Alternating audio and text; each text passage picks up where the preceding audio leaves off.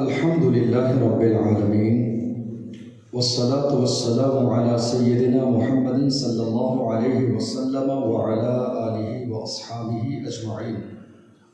أما بعد فأعوذ بالله من الشيطان الرجيم. بسم الله الرحمن الرحيم. قال الله تبارك وتعالى في القرآن العظيم: اليوم أكملت لكم دينكم وأتممت عليكم نعمتي ورضيت لكم الإسلام دينا. صدق اللہ العظیم. آئیے ہمارا نہایت عقیدت و محبت کے ساتھ اپنے اور ساری کائنات کے آقا و مولا اللہ کے محبوب جناب محمد رسول اللہ صلی اللہ علیہ وسلم کی بارگاہ مقدسہ میں درود پاک کا نذرانہ پیش کریں. اللہم صلی علی سیدنا و مولانا محمد وبارک وسلم. صلاة و سلام علیک یا رسول اللہ، صلاة و سلام علیک یا حبیب اللہ صلی اللہ تعالی علیہ وسلم. اللہ کا لاکھ لاکھ شکر اور اس کا احسان ہے کہ پروردگار عالم ہماری اور حضرت کی ہم سب کی حاضری اس محفل میں ہوئی. اللہ کی توفیق اور اس کے محبوب کی نظر کرم سے دعا ہے بارگاہ الہی میں اللہ اس محفل کو اور ہم سب کی حاضری کو اپنی بارگاہ میں قبول فرمائے. اللہ کے محبوب صلی اللہ علیہ وسلم کی زندگی کو کما حقہ، یعنی جیسا حق ہے اس طرح بیان کرنا تو میں سمجھتا ہوں ہمارے کسی کے لیے بھی ممکن نہیں ہے. بعد از خدا بزرگ توئی قصہ مختصر، لیکن رضا نے ختم سخن اس پہ کر دیا. خالق کا بندہ خلق کا آقا کہوں تجھے.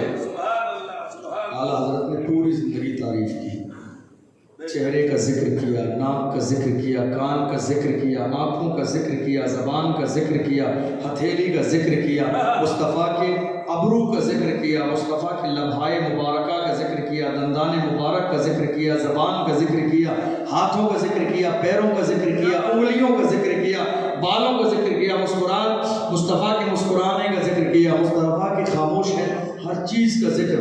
اور آخر میں کیا کہا؟ لیکن رضا نے ختم سخن اس پہ کر دیا. خالق کا بندہ خلق کا آقا کا. یا رسول اللہ کے بعد از خدا بزرگ توئی قصہ مختصر. خدا کے بعد جتنے درجے ہیں، جتنا کمال ہے، جتنا جمال ہے، جتنی بلندی ہے، جتنا جو کچھ ہے خدا کے بعد یا رسول اللہ سب آپ کے لیے. یہ مقام بہت نازک ہے. رسول کی تعریف کرتے کرتے یہاں تک آگے. اب مقام بہت نازک ہے کہ محبوب کے بعد اب سارا مرتبہ خدا کے لیے ہے. مقام نازک ہے. تو اعلیٰ حضرت نے تعریف بھی کی اور اس نزاکت کو بھی اپنے نگاہوں کے سامنے رکھا. کیا کہا؟ لیکن رضا نے ختم سخن اس پہ کر دیا. اعلیٰ حضرت کا یہ لیکن بتا رہا ہے یا رسول اللہ میں نے آپ کی حیثیت سے نہیں، میں نے اپنی حیثیت سے تعریف کو مکمل کیا. یا رسول اللہ میں نے آپ کی حیثیت سے نہیں، میں نے اپنی حیثیت سے جتنا جو کچھ مجھے سمجھ آیا میں نے اپنی حیثیت سے یا رسول اللہ یہ قصہ مکمل کر دیا کہ خدا کے بعد جتنا مرتبہ ہے وہ سب آپ کا ہے. بعد از خدا بزرگ توئی قصہ مختصر، لیکن رضا نے ختم سخن اس پہ کر دیا. خالق کا بندہ خلق کا آقا کہوں تجھے. آپ اللہ کے بندے ہیں اور اس پوری کائنات کے آقا ہیں. بس اس سے زیادہ میں کچھ نہیں کہہ سکتا. ایک دیوانے نے کہا ہر ابتدا سے پہلے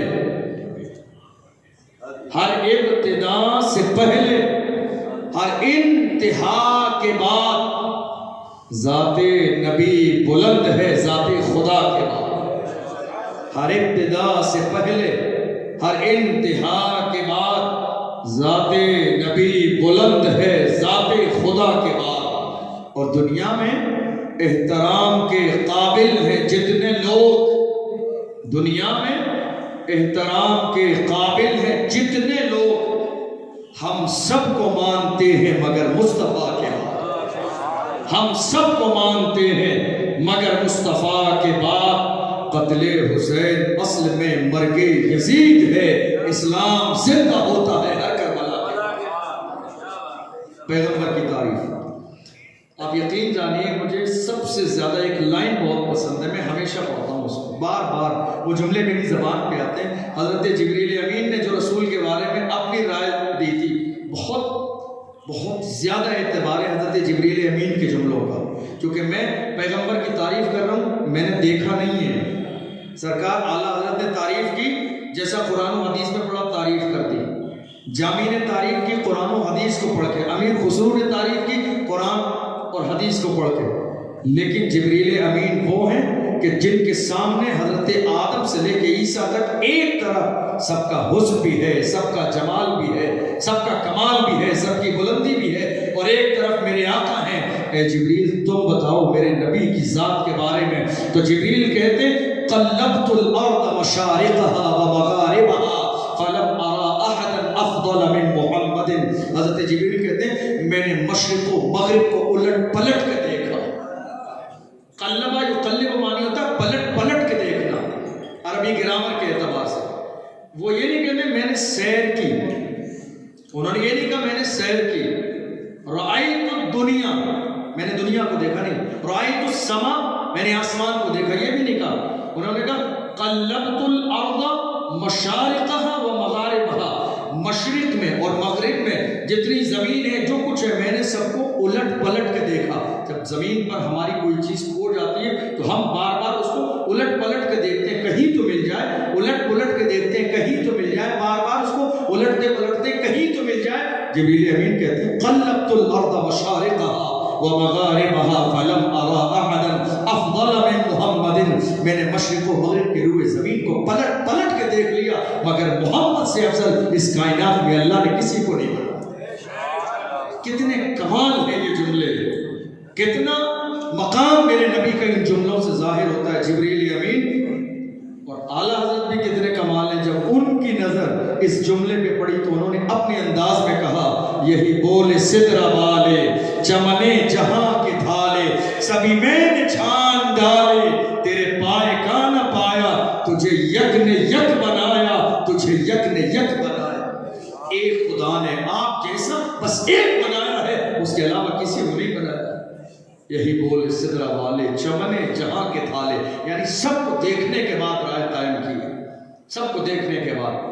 اللہ کے محبوب صلی اللہ علیہ وسلم کی زندگی کے ہم کس گوشے پر بات کریں مکمل ہو ہی نہیں سکتا، کوئی گوشہ۔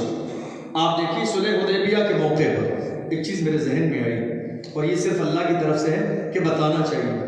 صلح حدیبیہ کے موقع پر جب اللہ کے محبوب صلی اللہ علیہ وسلم آئے تھے مدینے سے ہجرت کے بعد صحابہ اکرام کے ساتھ، تو ان مکے والوں نے میرے نبی کو مکے میں داخل نہیں ہونے دیا۔ میٹنگ ہوئی کہ محمد کو راستے میں روک دو، مکے میں داخل نہیں ہونے دیا جائے گا، روک دیا گیا۔ صلح کی بات آ گئی تو ابو جہل وغیرہ نے، عتبہ و شیبہ نے مل کر عروہ ابن مسعود ثقفی کو بھیجا کہ جاؤ تم جا کے محمد سے بات کر کے صلح نامہ تیار کرو، پوری تیاری کے ساتھ بھیجا۔ عروہ ابن مسعود کو بھیجنے کا مقصد یہ تھا کہ عروہ ابن مسعود ثقفی خطیب تھا، بہت چرب زبان تھا، بولنے میں بہت ماہر تھا، تو اس کو اس لیے بھیجا گیا تاکہ وہ آ کے اللہ کے محبوب صلی اللہ علیہ وسلم سے بات چیت کرے، صلح کر لے۔ اللہ کے رسول صلی اللہ علیہ وسلم سے صلح کے لیے جب وہ حاضر ہوا تو رسول پاک صلی اللہ علیہ وسلم اور آپ کے جانثار موجود ہیں۔ اب آپ ذرا غور کیجئے اس حدیث پر۔ یہی عروہ ابن مسعود ثقفی، اس نے قیصر و کسریٰ کے دربار بھی دیکھے تھے، ایران کو بھی دیکھا اور روم کو بھی دیکھا، مگر جب رسول پاک صلی اللہ علیہ وسلم کی بارگاہ میں آیا اور جب معاہدہ ہونے لگا، بات مکمل ہو گئی، جب بات مکمل ہو گئی وہ گیا۔ بہت لمبی ڈیٹیل ہے کیا کیا بات ہوئی، لیکن میں جو بتانا چاہ رہا ہوں بس وہ بات عرض کرنا۔ ابو جہل عتبہ و شیبہ کے پاس گیا، بات کر کے آ گئے. جب آیا تھا تو زبان پر کچھ اور الفاظ تھے، نظریات کچھ اور تھے، انداز کچھ اور تھا. لیکن مصطفیٰ کریم سے جب مل کے گیا ہے تو لہجہ بدل گیا ہے. نبی سے مل کے گیا ہے تو انداز بدل گیا ہے. جا کے کہتا ہے اے ابو جہل، ابو لہب، مجھے ایسا لگتا ہے تم زبردستی محمد کے بارے میں غلط سلط نظریہ رکھتے ہو. جیسا تم سوچتے ہو ویسے تو نہیں ہے، جیسا تم سوچتے ہو ویسے تو نہیں ہے، ویسے نہیں ہے. کہ تمہیں معلوم ہے کہ ان سے محبت کرنے والے ہیں، رسول کی محبت. میں نے پورے 12 دن کے بیان میں ہر دن یہ بات کہی، محبت تحقیق نہیں تصدیق کرتی ہے. جہاں محبت ہوتی ہے نا، محبت کرنے والا جس سے محبت کرتا ہے اس کو کھنگالتا نہیں ہے، تحقیق نہیں کرتا وہ کیسا ہے کیسا نہیں ہے، وہ سو تکب ہے جاب تکب ہے، بس وہ تصدیق کرتا ہے کہ جو میرے محبوب نے کہا ہے وہ برحق ہے. محبت تحقیق نہیں تصدیق کرتی ہے. اللہ کے محبوب صلی اللہ علیہ وسلم سے صحابہ اکرام کیسے محبت کرتے تھے آپ اندازہ لگائیے. صحابہ اکرام کے عمل کو دیکھنے کے بعد جب عروہ ابن مسعود ثقفی ابو جہل ابو لہب تو شیبہ کے پاس پہنچا تو اس نے کیا کہا کہ میں نے قیصر اور کسریٰ کے شاہی دربار دیکھے ہیں. کیا ہے شاہی دربار میں؟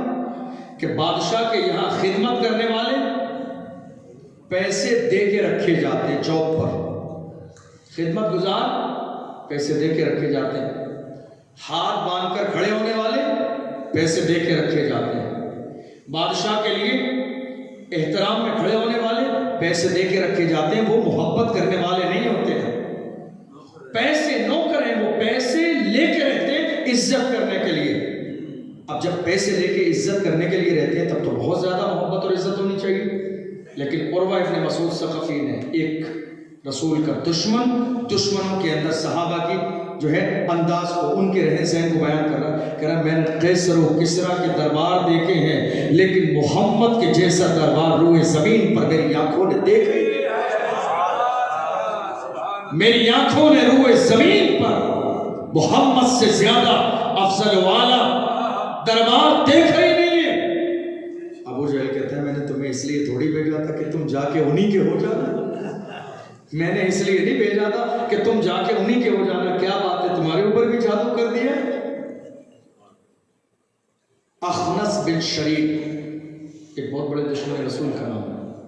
اس نے ایک جنگ بدر کے دن بدر کے میدان میں ابو جہل سے پوچھا تھا اے ابو جہل سچ بتانا تو واقعی یہ جانتا ہے کہ محمد صحیح ہے یا غلط ہے؟ تاریخ میں معتبر تاریخ میں لکھا ہے، آپ پڑھیے السیرۃ النبویہ زینی دہلان کو، آپ پڑھیے سیرت ابن ہشام، بدایہ نہایہ، سیرت ضیاء النبی، ان ساری کتابوں کا مطالعہ کیجیے. اس میں لکھا ہے ابو جہل نے کہا تھا نہیں یہ تو میں جانتا ہی ہوں کہ یہ اللہ کے سچے رسول ہیں، لیکن اگر مان لوں گا تو دنیا والے ان کی قیادت کریں گے، میری سرداری ختم ہو جائے. یہ تو میں جانتا ہی ہوں کہ یہ اللہ کے رسول ہیں، چونکہ میں نے اپنی آنکھوں سے ان کے معجزے دیکھے، میں انکار نہیں کر سکتا. یہی ابو جہل ہے کہ رات کو چھپ چھپ کے خانے کعبہ میں مصطفیٰ کریم کی تلاوت سننے کے لیے آتا. جب انہوں نے کہا کہ مجھے لگتا ہے تمہارے اوپر بھی جادو ہو گیا ہے، میں نے معاہدہ کرنے کے لیے بھیجا تھا. کہ نہیں معاہدہ تو میں نے کر لیا ہے، کام کی بات تو کر لی ہے، لیکن ذرا سن تو لو میری آنکھوں نے دیکھا کیا ہے، ذرا سن تو لو محمد کے بارے میں. تو بتاؤ کیا دیکھا کہ جب محمد وضو کے لیے بیٹھتے ہیں اور پانی لیتے ہیں اور پانی ان کے منہ میں جاتا ہے کلی کے لیے تو زمین تماشائی بنی منتظر رہتی ہے. اے رسول کے صحابہ ایک قطرہ میرے تک تو آ جانے دو، مگر ان کے منہ سے نکلنے والا پانی کا ایک قطرہ بھی زمین کو میسر نہیں ہوتا ہے. صحابہ ہاتھوں پہ لے کے چہرے اور داڑھیوں پہ مل لیا کرتے ہیں. مصطفیٰ کی کلی کا پانی. یہ ہے عاشق، یہ ہے محبت کرنے والے. ہماری محبت تو زبانی ہے، ان کی محبت زبانی بھی تھی، روحانی بھی تھی، جسمانی بھی تھی اور قلبی بھی تھی. کیا کرتے ہیں جب وہ کلی کے لیے پانی لیتے ہیں اور جب کلی کرنے کے بعد پانی پھینکتے ہیں تو تو زمین ہمیشہ منتظر رہتی ہے، اے گروہ صحابہ ایک قطرہ تو مجھے مل جانے دو، ایک قطرہ تو زمین کو مل جانے دو، تاکہ زمین بھی پوری دنیا کے سامنے فخر کے ساتھ کہے کہ مجھے مصطفیٰ کریم کے وضو کے پانی کا قطرہ ملا۔ اللہ اکبر۔ میرے آقا صلی اللہ علیہ وسلم کلی کے بعد، جب میرے نبی کلی کر لیتے ہیں، کلی کے بعد کھنکار نکالتے ہیں۔ بخاری شریف کی حدیث ہے، میرے نبی کلی کے بعد، ہم کلی کرتے نا تو کھنکار نکالتے ہیں، ٹھیک ہے، کھنکار نکالتے ہیں۔ کلی پانی الگ ہے اور کھنکار الگ ہے۔ اور وہ ابن مسعود ثقفی نے کہا جب مصطفیٰ کلی کے علاوہ، پانی کے علاوہ جو کھنکار نکالتے ہیں، ان کے صحابہ ایسے دوڑتے کہ جیسے ان کے آپس میں ابھی لاٹھیاں اور تلواریں چل جائیں۔ ہاتھوں پہ گرتا ہے، کبھی زمین پہ نہیں گرا، لیکن چہرے پہ مل لیتے اور داڑھی پہ مل لیتے، اپنے سینے پہ مل لیتے، جسم پہ مل لیتے۔ کون کہہ رہا ہے یہ ایمان والا نہیں کہہ رہا، یہ وہ کہہ رہا ہے جنہوں نے مٹانے کی سازش کی ہوئی ہے کہ میں نے رسول کے صحابہ کو دیکھا ہے، ایسا ادب میں نے اس کائنات میں نہ کسرا کے دربار میں دیکھا ہے نہ قیصر کے دربار میں دیکھا ہے، جہاں غلام لگے ہیں، خادمائیں لگی ہیں، مگر ایسا ادب نہیں ہے جیسا مصطفیٰ کے ماننے والے ہیں۔ اور اس نے کہا جب وہ بولتے ہیں تو ان سے محبت کرنے والے نظریں جھکا کے ایسے بیٹھ جاتے ہیں گویا کہ وہ بے جان مورتیاں ہیں، ان کے جسم میں جان ہی نہیں۔ یہ ادب کا عالم ہے۔ جب وہ بولتے ہیں تو نظریں جھکا لیتے، ہاتھ باندھ کے ایسے ہو جاتے گویا کہ ان کے جسم میں جان ہی نہیں ہے۔ اور جب وہ حکم دیتے ہیں، جب وہ کوئی حکم دیتے ہیں تو ان کے ماننے والے یہ نہیں سوچتے ہیں کہ اس حکم میں جان جائے گی یا بچے گی، بلکہ جان کو ان کے قدموں میں قربان کرنا اپنی زندگی کی معراج سمجھتے ہیں۔ یہ دشمن کی بولی ہے، یہ دشمن کی بولی ہے کہ جب وہ کسی بات کے لیے حکم دیتے ہیں تو ان کے ماننے والے اس کام کے لیے اتنی تیزی سے دوڑتے ہیں گویا کہ وہ جان دے دیں گے۔ کتنے سارے صحابہ اکرام ایسے ہوئے کہ مرتے وقت میں سرکتے رسول کے قدموں میں پکڑ کے ہونٹوں سے بوسہ دیا اور روح نکل گئی۔ فزت برب الکعبہ، اللہ کی ذات کی قسم ہے میں کامیاب ہو گیا۔ اے رسول کے جانشین، تیری کامیابی تو نے بیوی کے چہرے کو نہیں دیکھا، مرتے وقت میں اولاد کو نہیں پکارا، ماں کو نہیں پکارا، بیٹوں کو نہیں پکارا، مصطفیٰ کے قدموں کو چوم کے کہتا کامیاب ہو گیا۔ کہا ہاں یہی کامیابی ہے۔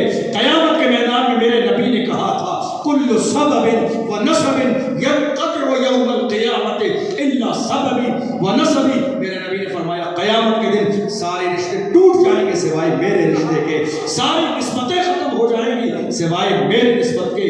میں نے جس کو دنیا میں چاہا تھا چاہ لیا، اب آخری وقت ہے مصطفیٰ کے قدموں کو چوم کے جا رہا ہوں، یہ میری جنتی ہونے کی ضمانت ہے۔ اللہ کے محبوب صلی اللہ علیہ وسلم کی زندگی اور آپ کے اوصاف کو بیان کرنا ہمارے لیے ناممکن ہے۔ ہم ان کی شان کے اعتبار سے نہیں، اپنی حیثیت کے مطابق بیان کرنے کی کوشش کرتے ہیں۔ اللہ کے محبوب صلی اللہ علیہ وسلم کی بہت طویل زندگی بیان کی جا سکتی ہے۔ ہم اپنے اعتبار سے جو بیان کرتے ہیں، آج کا جو ہمارا موضوع ہے اللہ کے محبوب صلی اللہ علیہ وسلم کا آخری خطبہ۔ آخری خطبے سے کیا مراد ہے؟ آخری خطبے سے مراد یہ ہے کہ اللہ کے محبوب صلی اللہ علیہ وسلم نے وصال ظاہری سے پہلے، لفظ پر غور کیجئے گا، وصال ظاہری سے پہلے، کچھ لوگ یہیں پر مسٹیک کر دیتے ہیں، کہتے ہیں رسول اللہ صلی اللہ علیہ وسلم کا جب انتقال ہوا۔ لفظ انتقال برا نہیں ہے، لفظ انتقال برا نہیں ہے۔ انتقال کا مطلب عرب کی پوری دنیا کی قرآن و حدیث کی روشنی میں مطلب ہے انتقال من مکان الی مکان، ایک جگہ سے دوسری جگہ جانا۔ ہم اسی معنی میں لیتے ہیں، علماء اہل سنت، ہمارے بزرگ محدثین فقہا سب اسی معنی میں انتقال کو لیتے ہیں، لیکن جو دوسرے لوگ ہیں گستاخی کرنے والے وہ انتقال سے مراد لیتے ہیں مر جانا، فوت ہو جانا، تو یہ معنی غلط ہوگا۔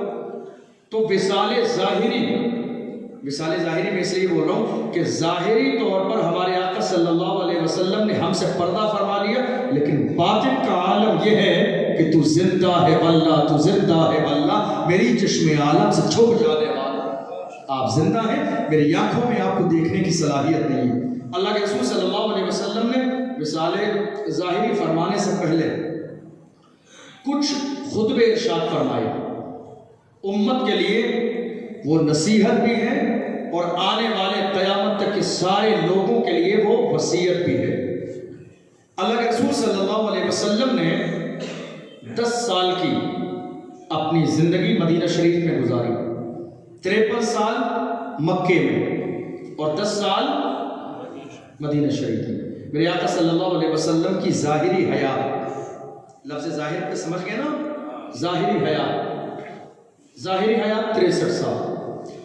اللہ کے محبوب صلی اللہ علیہ وسلم کے بارے میں سیرت کی کتابوں میں ہے کہ جب تک رسول پاک صلی اللہ علیہ وسلم نے ہجرت نہیں فرمائی تھی اس وقت میرے نبی ہر سال حج فرماتے تھے، لیکن ہجرت کے بعد حج کے بارے میں بہت سارا اختلاف ہے کہ حضور صلی اللہ علیہ وسلم کتنی بار عمرہ یا حج کرنے گئے، لیکن یہ آخری حج تھا میرے نبی کا ہجرت کے 10ویں سال۔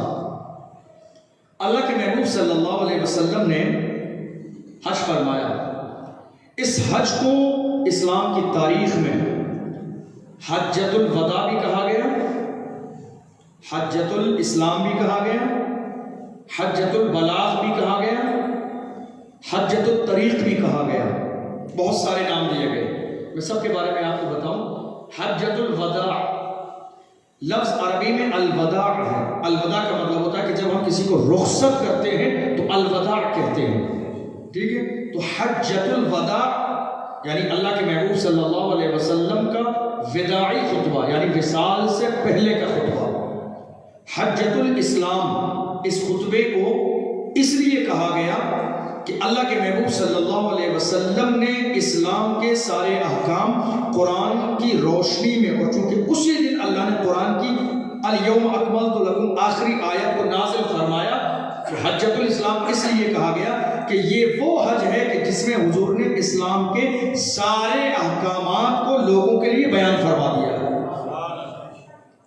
اور حجۃ البلاغ اس لیے کہا گیا کہ چونکہ اللہ کے محبوب صلی اللہ علیہ وسلم نے جو لوگ وہاں موجود تھے ان سے کہا تھا الا لیبلغ الشاہد الغائب، میرے نبی نے فرمایا جو یہاں حاضر ہے اس کی ذمہ داری ہے کہ وہ غائب کو پہنچا دے، پہنچانا۔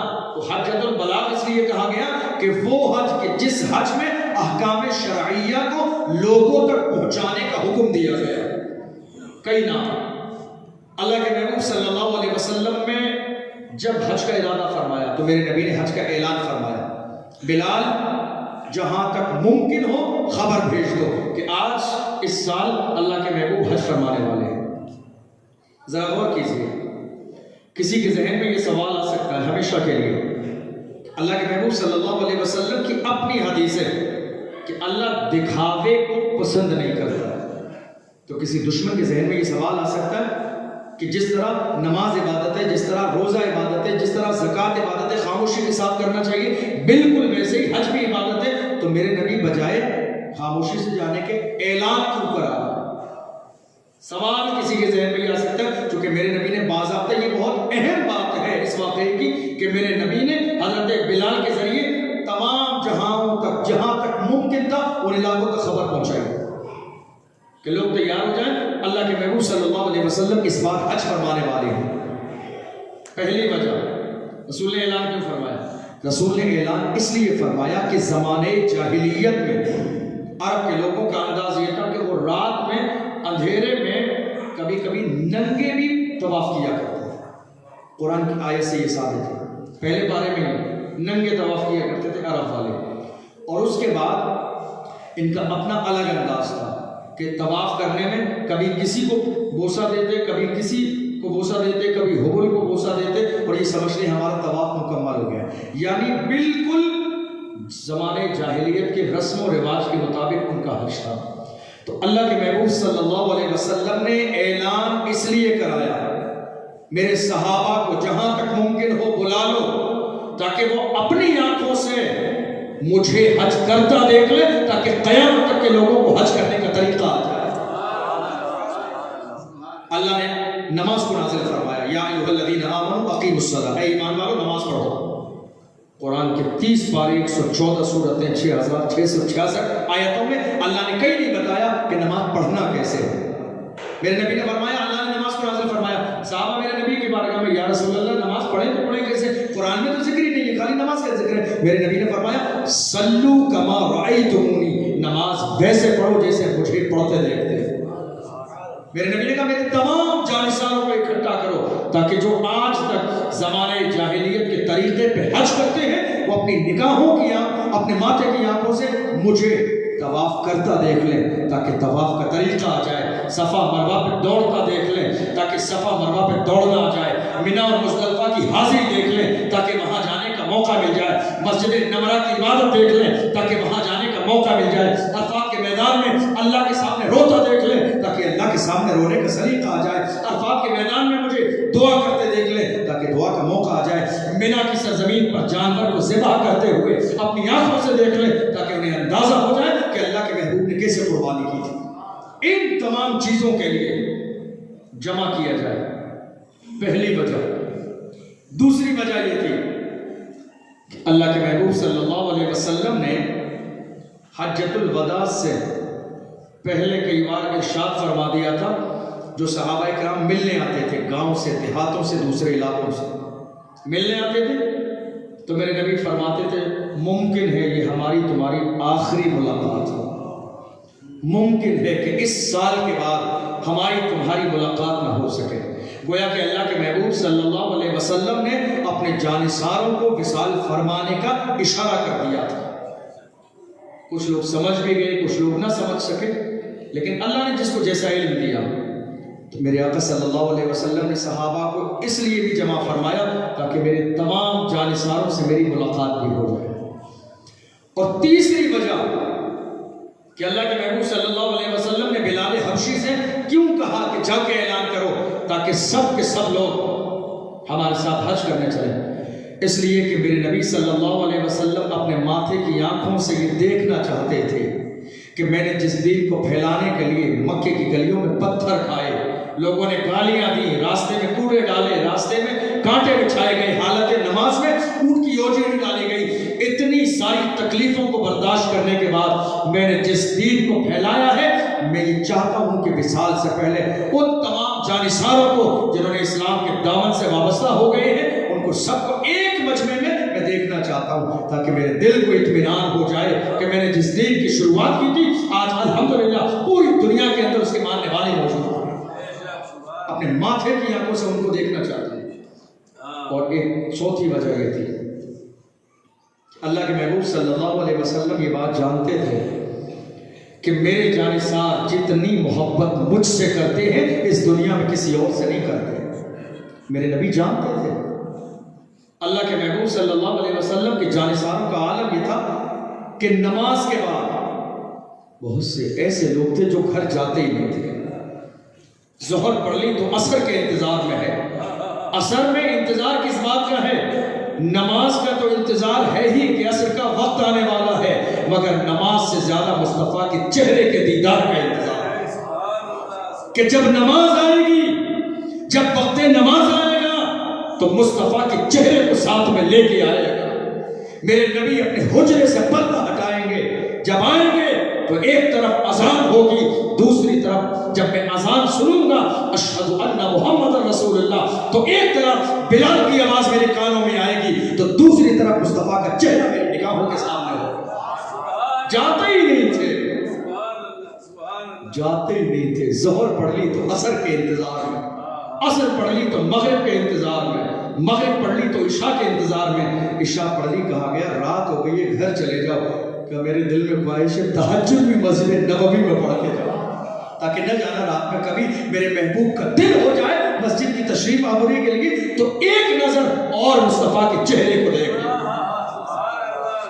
کون تھے یہ اصحاب صفہ؟ کون تھے جن کے پاس دولت نہیں، جن کے پاس مال نہیں، جن کے پاس گھر نہیں، جن کے پاس خاندان نہیں، جن کے پاس دکان نہیں، جن کے پاس مکان نہیں، کوئی چیز نہیں تھی، ایک چبوترے پہ مصطفیٰ نے ٹھہرا دیا، لیکن محبت کا عالم یہ تھا کہ پوری کائنات اصحاب صفہ کے چبوترے کے رہنے والوں کی قسمت پہ ناز کرتی تھی۔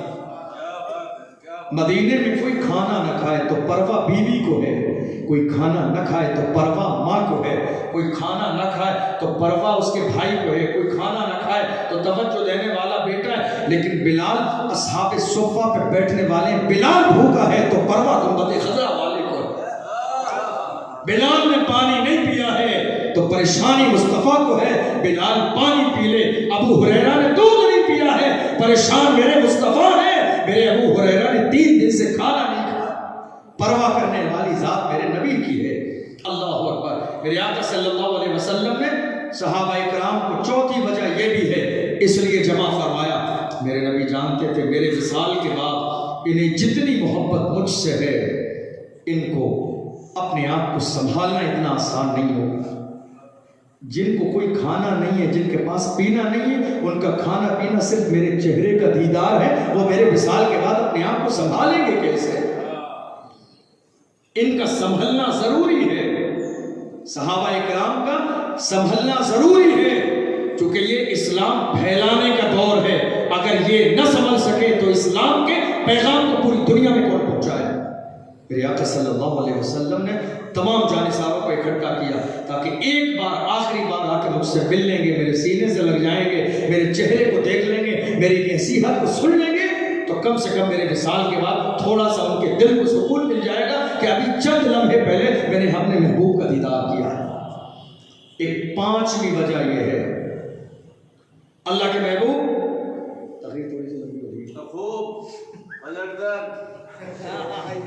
اللہ کے محبوب صلی اللہ علیہ وسلم، 5ویں وجہ یہ ہے، میرے آقا صلی اللہ علیہ وسلم نے اعلان اس لیے کرایا، اعلان اس لیے کرایا چونکہ ان کی آمد سے پہلے غریب اللہ کی بارگاہ میں دعا کر رہے تھے، اے اللہ کوئی تو ایسا بھیج دے جس کے دل میں غریبوں کے لیے محبت ہو، اے اللہ کوئی تو ایسا بھیج دے جس کے دل میں بیواؤں کے لیے محبت ہو، اے اللہ کوئی تو ایسا بھیج دے جس کے دل میں یتیموں کے لیے محبت ہو۔ میرے نبی نے کہا جاؤ اعلان کر دو، مدینے میں کچھ ایسے غریب بھی ہیں جن کے پاس حج پہ جانے کا انتظام نہیں ہے، اعلان کر دو ان کی ضمانت محمد اللہ کا محبوب لیتا۔ جن کا اپنا انتظام نہیں ہے وہ میرے ساتھ میرے قافلے میں چلے، کھلانا میری ذمہ داری ہے، پلانا میری ذمہ داری ہے، سواری میری ذمہ داری ہے، حفاظت میری ذمہ داری ہے۔ اور یا رسول اللہ صرف مدینے والے کیا، کائنات میں تو پوری کائنات آپ کے دسترخوان سے صدقہ کھا رہی ہے۔ ان سے کہہ دو کہ میرے ساتھ چلیں تاکہ انہیں اپنی غریبی کا احساس نہ ہو، پوری زندگی بھوکے رہے، پوری زندگی پیاسے رہے، پوری زندگی بے یار و مددگار رہے، پوری زندگی جنگلوں میں گزاری، کوئی گھر نہ تھا۔ آج میرے نبی نے فرمایا ان سے کہہ دو آج محمد تمہارا ہاتھ پکڑ کے تمہیں اپنے ساتھ لے جاتا ہے، تاکہ بڑے بڑے دنیا کے مالدار جو اپنی دولت پر رش کرتے ہیں آج تمہاری غریبی پہ رش کریں۔ کاش میں غریب ہوتا تو اللہ کا محبوب میرا ہاتھ پکڑ کے مکے لے جاتا۔ ان سے کہہ دو کہ میرے ساتھ شامل ہو جائے۔ حضرت بلال رضی اللہ تعالیٰ عنہ نے اعلان کر دیا۔ جب اعلان کیا تو تمام گاؤں دیہات آس پاس کے بہت سے ہزاروں کی تعداد میں لوگ آنے لگے۔ اب ذرا اندازہ لگائیے کہ جب یہ اعلان کیا گیا کہ نبی اس سال حج فرمائیں گے، نبی صلی اللہ علیہ وسلم مکے تشریف لے جانے والے ہیں، تو ان جانصاروں کو کہاں جانا چاہیے؟ شام والوں کو، یمن والوں کو، جارڈن والوں کو کہاں جانا چاہیے؟ روم والوں کو، ایران والوں کو۔ نبی کہاں رہے؟ مکے میں، تو کہاں جانا چاہیے؟ مکے میں جانا چاہیے، چونکہ حضور وہیں آ رہے ہیں تو ہم لمبا سفر کر کے وہیں جائیں گے، لیکن مکے کوئی نہیں گیا، سارے مدینے آ رہے ہیں۔ مکے کوئی نہیں جا رہا ہے، سب کے سب مدینے آ رہے ہیں۔ مکے نہیں گئے، مکے میں حرم ہے، مکے نہیں گئے، صفا مروا ہے، مکے نہیں گئے، مینا ہے، مکے نہیں گئے، مزدلفہ ہے، مکے نہیں گئے، عرفات کا میدان ہے۔ تو انہوں نے اپنے انداز میں کہا تھا ہم وہاں آ گئے ہیں، ہم وہاں آ گئے ہیں۔ ان کے طفیل حج بھی خدا نے کرا دیے، اصل الاصول حاضری اس پاک تر کی ہے۔ ہمارا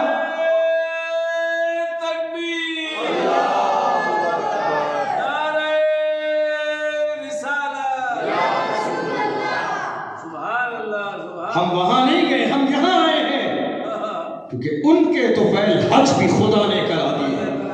اللہ نے ہمیں ہمیں زندگی دی ہے، حج تو اگلی سال بھی ہو جائے گا، اس کے بعد بھی ہو جائے گا، اس کے بعد بھی ہو جائے گا۔ اللہ نے جتنی زندگی ہے ہر سال حج ممکن ہے، لیکن مصطفیٰ کریم نے دعوت دی ہے تو ہم اللہ سے پہلے محبوب کی بارگاہ میں جائیں۔ یہ مزاج کس نے دیا؟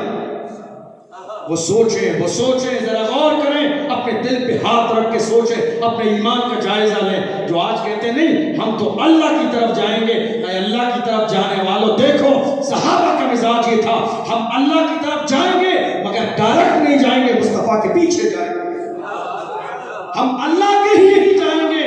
وہ مالک ہے، وہ خالق ہے، وہ رزاق ہے، ذو القوت المتین ہے، کائنات کا مالک ہے، زندگی کا مالک ہے، عزت وہی دیتا ہے، ذلت وہی دیتا ہے، پوری زمانے کا نظام اسی کے اختیار میں ہے۔ ہم جائیں گے اسی کی بارگاہ میں، مگر تنہا نہیں جائیں گے، اکیلے نہیں جائیں گے، ڈائریکٹ نہیں جائیں گے، ہم جائیں گے تو مصطفیٰ کی اونٹنی کے پیچھے جائیں گے۔ یہ مزاج تھا اسلام کا، یہ مزاج تھا صحابہ کرام کا، ہم جائیں گے مگر تنہا نہیں جائیں گے، مصطفیٰ کریم کے پیچھے جائیں گے۔ دنیا میں آپ بھی کچھ لوگ ایسے ہیں جو حج کے لیے جاتے ہیں تو مکے میں طواف کر لیتے ہیں، صفا و مروہ پہ دوڑ لیتے ہیں، منی مزدلفہ وقوف عرفہ کر کے سامان پہ کیا اور آ گئے، وہ سوچے حج ہو گیا، وہ سوچے حج ہو گیا، مدینے نہیں گئے، کل وہ گھر پہ تھوڑا سا کام تھا، جلدی تھی، مصروفیت تھی، تو وہاں جانے کا موقع نہیں ملا۔ ہم کہیں تیرے موقع کی بات نہیں ہے، تجھے بلایا ہی نہیں، تیرے موقع کی بات نہیں ہے، تجھے بلایا ہی نہیں۔ بلایا کس کو جاتا ہے؟ بلایا کس کو جاتا ہے؟ کوئی دور رکھ کے اویس ہے، کوئی پاس رکھ کے بلال ہے۔ ذرا اندازہ لگائیے، ابو جہل برابر میں رہتا ہے مگر محبت اور نسبت نہ ہوئی تو جہنم میں گیا۔ روم کی سرزمین سے صہیب آ کے مصطفیٰ کے غلام بن گئے۔ قریب رہنے والا یہ اتبا مصطفیٰ کی ذات سے فائدہ نہ اٹھا سکا، حبشہ کے رہنے والا کعب بلال مصطفیٰ کی بارگاہ میں آ کے غلام بنا، اور ایسا غلام بنا معراج کی رات مصطفیٰ جان رحمت نے ارشاد فرمایا، بلال کون سا وظیفہ پڑھتا ہے جنت میں تیرے جوتوں کی آواز سن کے آنا۔ قریب رہنے والا اگر دیوانہ نہ بنے تو جہنمی ہے، دور رہنے والا عاشق بن جائے تو جنتی ہے۔ میرے آقا صلی اللہ علیہ وسلم کی بارگاہ میں کہا ہمیں ٹائم ہی نہیں ملا، حج کے سارے ارکان ہو گئے تھے۔ کیا کہتے ہیں؟ حج کے سارے ارکان مکے میں ہو گئے تھے تو ہم تو حج کرنے گئے تھے آگے۔ ہمارا حج سنو، ہمارا حج ظاہری ارکان مکے میں ہوتے ہیں مگر حج کی قبولیت کی مہر گنبد خضرا کے سامنے لگتی ہے۔ حج کے ارکان مکے میں ہیں، طواف مکے میں ہے، سعی مکے میں ہے، وقوف عرفہ مکے میں ہے، منی مکے میں ہے، مزدلفہ مکے میں ہے، زمزم مکے میں ہے، سارے ارکان مکے میں ہیں، لیکن جو سب سے اہم ارکان ہے ذرا غور تو کرو، کعبے کا طواف کرنے سے پہلے سوچو اس کعبے کو عزت دینے والا کون ہے، اس کعبے کا طواف کرنے سے پہلے سوچو اس کعبے سے 360 بتوں کو نکالنے والا کون ہے۔ جب تک میرے نبی نہیں آئے تھے مورتیاں رکھی تھی، پیغمبر نہیں آئے تھے، بتوں کا مرکز تھا یہ خانہ کعبہ۔ اللہ اکبر، اس کعبے کو عزت دینے والی ذات میرے آقا صلی اللہ علیہ وسلم کی ہے۔ اللہ اکبر، ایک دیوانے نے کہا تھا حاجیوں آؤ شہر شاہ کا روزہ دیکھو، کعبہ تو دیکھ چکے، کعبے کا کعبہ دیکھو۔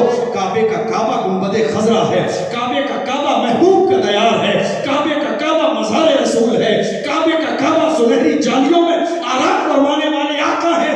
کعبے کو دیکھ لیا مگر اس کعبے کو عزت دینے والے محبوب کو بھی دیکھو۔ ہمارے ارکان مکے میں ہوتے ہیں، قبولیت کی مہر مدینے میں لگتی ہے۔ اللہ کے محبوب صلی اللہ علیہ وسلم کے جانثاروں تک پیغام پہنچا کہ رسول اللہ حج فرمانے والے ہیں، وہ تمام کے تمام مکے نہیں گئے، مدینے آ گئے، اور مدینے آنے کے بعد انہوں نے مدینے میں خیمے لگا لیے اپنے کہ رسول اللہ جس دن چلیں گے ہم رسول اللہ کے ساتھ ایک لشکر میں پیچھے پیچھے چلیں گے۔ ایسا لگتا تھا کہ مدینے کے برابر ایک شہر آباد ہو گیا ہے، مدینے کے برابر ایک شہر مدینہ کون سا مدینہ؟ وہ مدینہ کہ مصطفیٰ کے قدموں کی برکت سے پہلے بیماریوں کی جگہ، اور جب مصطفیٰ کے قدم پڑ گئے تو دنیا کا ہر انسان دعا کرتا ہے دکھا دے یا الہی وہ مدینہ کیسی بستی ہے جہاں پر رات دن مولا تیری رحمت برستی۔ مدینہ وہ مدینہ کہ جب مصطفیٰ کریم نے وہاں پر مبارک قدم رکھ دیے تو وہی مدینہ ہے کہ جس کی مٹی کو خاک شفا کہا جاتا ہے۔ وہی مدینہ کہ جب صحابہ اکرام گاؤں سے دیہات سے بیماری کے عالم میں آئے، یا رسول اللہ ہمیں چیچک کی بیماری ہے، یا رسول اللہ کوڑھ کی بیماری ہے، کون سی دوا لیں؟ مصطفیٰ کریم نے مدینے کی مٹی اٹھا کے جسم پہ لگائی ہے، لگانے کی دیر نہیں ہوئی ہے، اللہ نے فوراً شفا عطا فرما دی۔ مدینہ مدینہ وہی مدینہ ہے کہ جہاں آج بھی حاجی حج کرنے کے لیے جاتا ہے تو وہ تلاش میں رہتا ہے کہ خاک شفا مل جائے، مدینے کی مٹی مل جائے، مدینے کی دھول مل جائے۔ میں پچھلی سال عمرے کے لیے گیا جنوری میں، میرے ایک بھائی نے، میں نے فون کیا آپ کے لیے کچھ لانا ہے، کچھ تبرکات کوئی چیز، انہوں نے فون کیا بات نہیں فون پہ، میں نے کہا آپ کے لیے کچھ لانا ہے بتا دیجیے، بڑے عزیز دوست تھے، تو انہوں نے مجھ سے کہا کہ مدینہ شریف کی مٹی لے آئیے گا، مطلب مسجد نبوی میں جہاں صفائی ہوتی ہے تو وہاں سے جو کوڑا کرکٹ نکلتا ہے وہ لے آئیے گا۔ بہرحال انہوں نے کہہ دیا، میں نے سن لیا ٹھیک ہے۔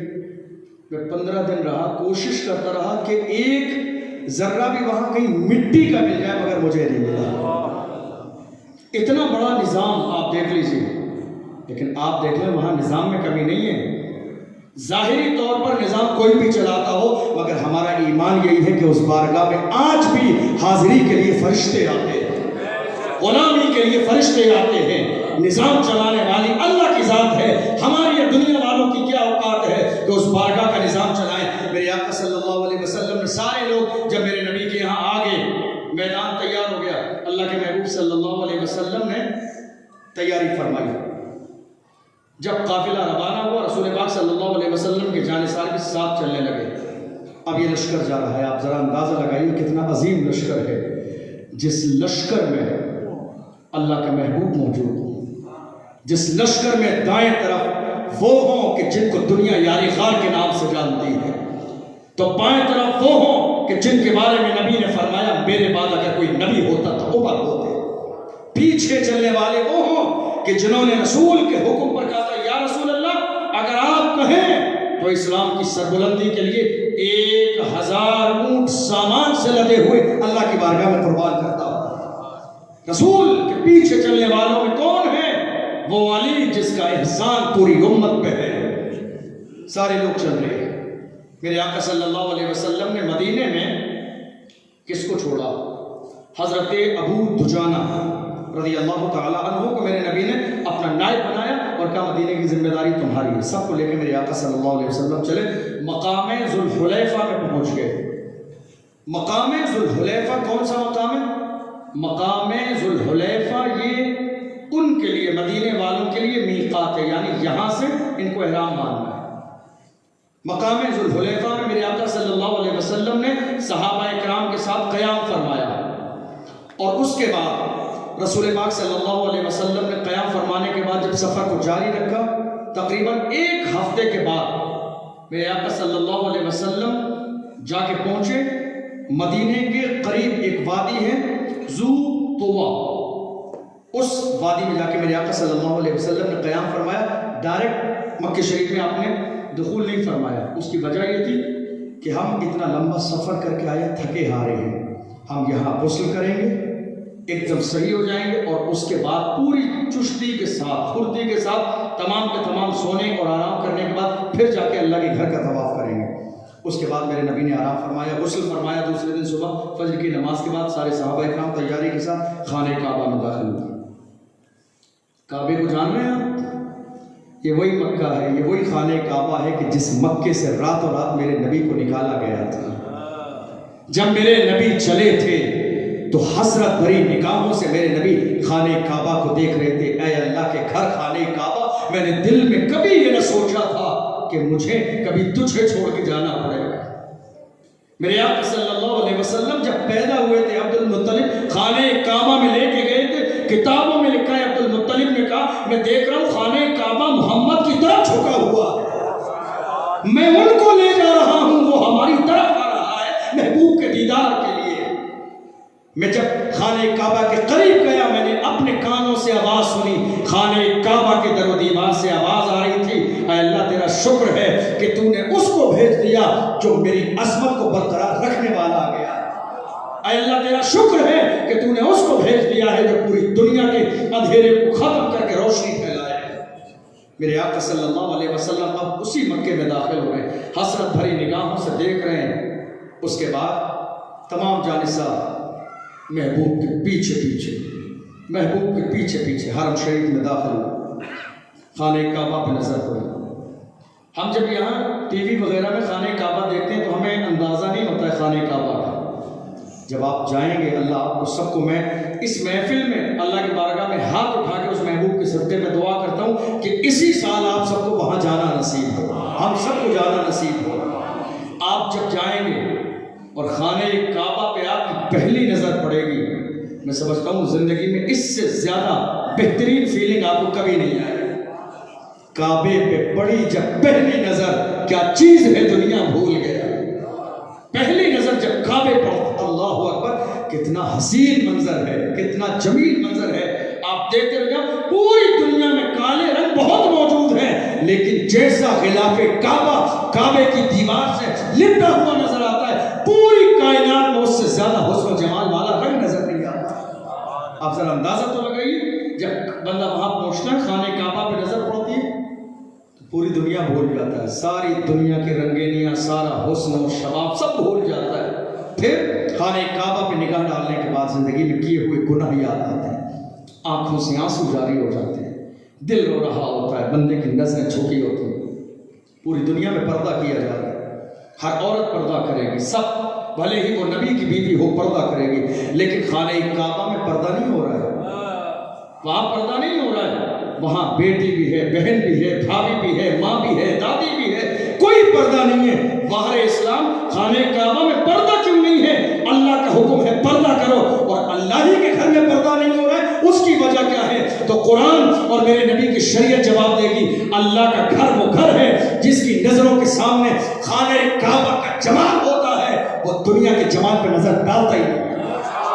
خانہ کعبہ کا جس کے سامنے کمال ہوتا ہے، وہ دنیا کے کسی حسن کو دیکھتا ہی نہیں ہے، پوری دنیا کے سارے حسن کو، سارے جمال کو، سارے کمال کو بھول جاتا ہے۔ بس ایک چیز اس کی نگاہوں کے سامنے ہوتی ہے، وہ اللہ کا گھر خانہ کعبہ ہوتا ہے۔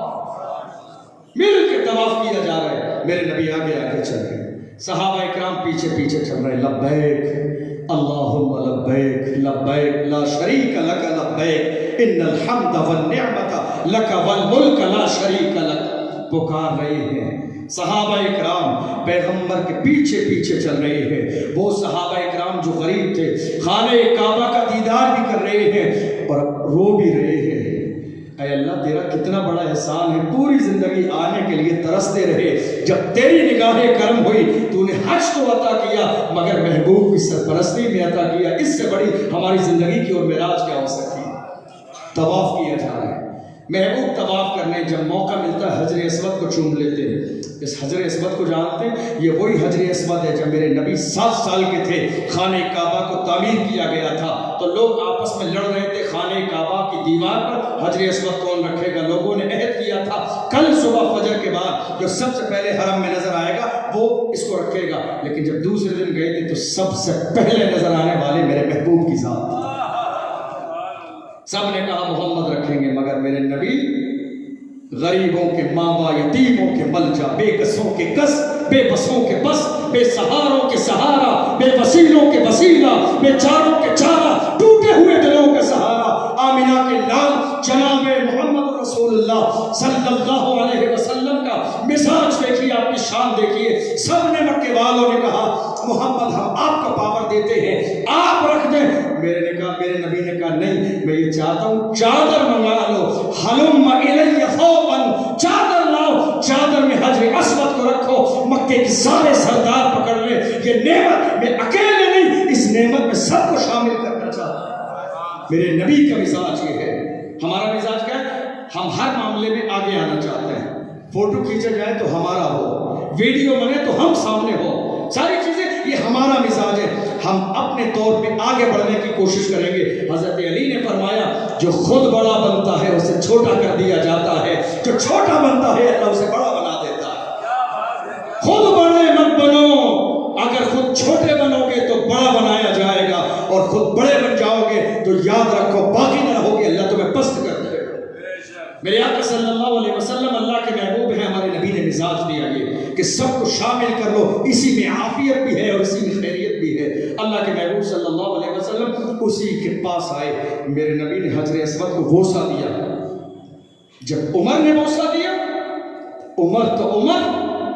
عمر نے بوسہ دیا تو خاموش نہیں رہے. کہا ہے حجر اسود انی اعلم انک حجر لا تضر ولا تنفع, میں جانتا ہوں کہ تو پتھر ہے. عمر سامنے کھڑے حجر اسود کے, میں جانتا ہوں کہ تو پتھر ہے, نہ تو فائدہ دیتا ہے نہ نقصان دیتا ہے, لیکن میں تجھے چوم رہا ہوں, میں تجھے بوسہ دے رہا ہوں. کیوں؟ چونکہ میری ان آنکھوں نے دیکھا ہے مصطفیٰ کریم نے تجھے چوما ہے, میرے محبوب نے چوما ہے, محبوب کی ادا کو ادا کرنے کے لیے تجھے چوم رہا ہوں. اگر میری آنکھوں نے نہ دیکھا ہوتا تو کبھی میں تجھے بوسہ نہ دیتا, محبوب کی ادا کے لیے تجھے چوم رہا ہوں. صحابہ طواف کر رہے ہیں, محبوب طواف کر رہے ہیں. لا الہ الا اللہ وحدہ لا شریک لہ لہ الملک ولہ الحمد یحیی ویمیت وہو حی لا یموت ابدا ابدا ذو الجلال والاکرام بیدہ الخیر وہو علی کل شیء قدیر. میرے نبی کعبے کا طواف کر رہے ہیں, ہاتھ اٹھا کے اللہ کے گھر میں دعا کر رہے ہیں.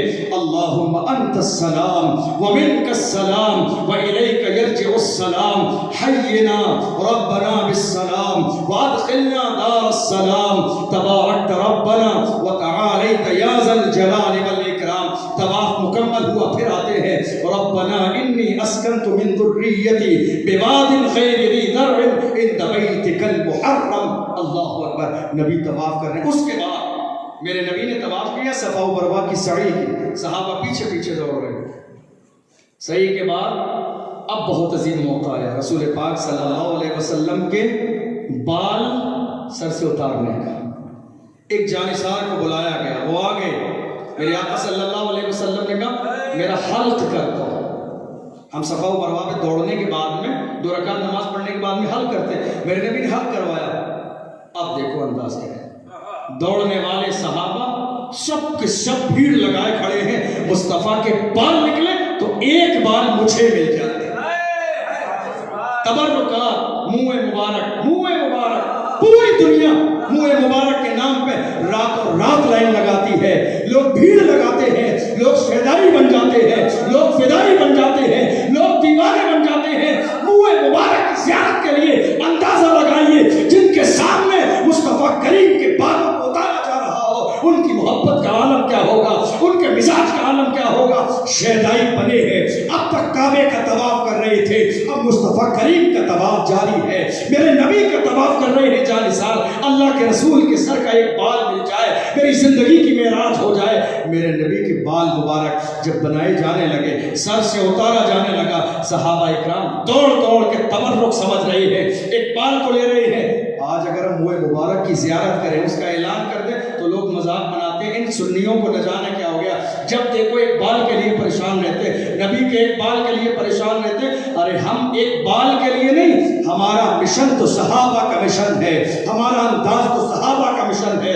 ہم سے پوچھنے والے پوچھ ابو بکر سے, ابو بکر لائن کیوں لگائے ہیں ایک بال کے لیے؟ پوچھ عمر فاروق اعظم سے, اے عمر ایک بال کے لیے لائن کیوں لگائی ہے؟ پوچھ عثمان غنی سے, اے عثمان تجھے رسول نے نکاح میں 2 بیٹیاں دی ہیں, بال کے لیے لائن کیوں لگائی ہے؟ پوچھ باب العلم سے, جس کے بارے میں نبی نے کہا انا مدینۃ العلم وعلی بابها, علم کے شہر علی سے پوچھ, اے علی مسئلہ بتا دے, ایک بال کے لیے لائن کیوں لگائی ہے؟ وہ بتائیں گے کہ مصطفیٰ کے بال کا مقام کیا ہے.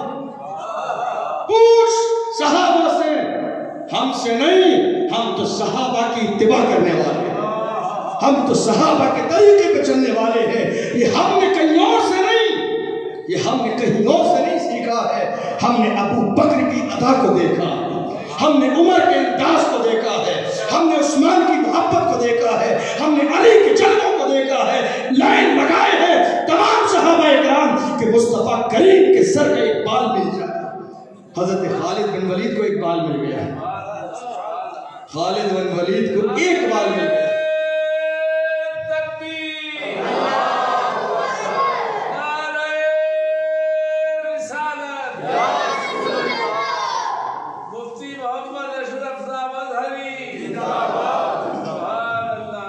خالد بن ولید کو ایک بال مل گیا. حضرت خالد بن ولید کے بارے میں بڑی مشہور روایت ہے کہ ایک بار جنگ میں سر سے ٹوپی گر گئی تھی ان کی. انہوں نے جان کی پرواہ کیے ہوئے بغیر دشمنوں کے لشکر کے اندر چلے گئے. سپہ سالار ہیں، یہ بات ہم اور آپ سب جانتے ہیں. بھلے ہی لاکھ کا لشکر ہو لیکن جب سپہ سالار کمزور پڑ جائے تو بغیر جنگ کے پورا لشکر ہار جاتا ہے. جہاں پورا معاملہ ایک آدمی کا ہوتا ہے. سپہ سالار ہیں، آپ ٹوپی گر گئی سر سے، دوڑتے ہوئے چل گئے. تلواریں چل رہی ہیں، گھمسان لڑائی ہو رہی ہے، اندر چلے گئے. جب آگے اجلہ صحابہ اکرام، بڑے صحابہ اکرام کو جب یہ پتہ چلا، میٹنگ بیٹھ گئی، مشورہ ہونے لگا. یہ خطا ہے آپ کی، اے خالد یہ آپ کی خطا ہے، آپ نے ایسا کیوں کیا؟ اگر آج آپ کو کچھ ہو جاتا تو ہم کیا کرتے؟ ہم ایک عظیم سپہ سالار کھو دیتے کہ جس کی وجہ سے ہم جنگیں فتح کرتے ہیں. ہم نے ایران کو فتح کیا ہے، ہم نے روم کو فتح کیا ہے، ہم نے قسطنطنیہ کو فتح کیا ہے. یہ ہماری تاریخ ہے، ہم نے وہاں جا کے اسلام کا جھنڈا لہرایا ہے. اگر آج آپ کی وجہ سے کچھ ہو جاتا تو ہم کیا کرتے؟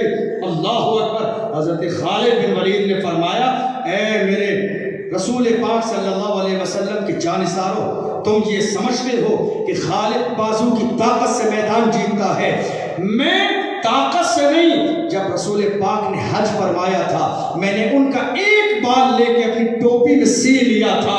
بال کی برکت ہے، جہاں جاتا ہوں اللہ کامیابی عطا فرماتا ہے.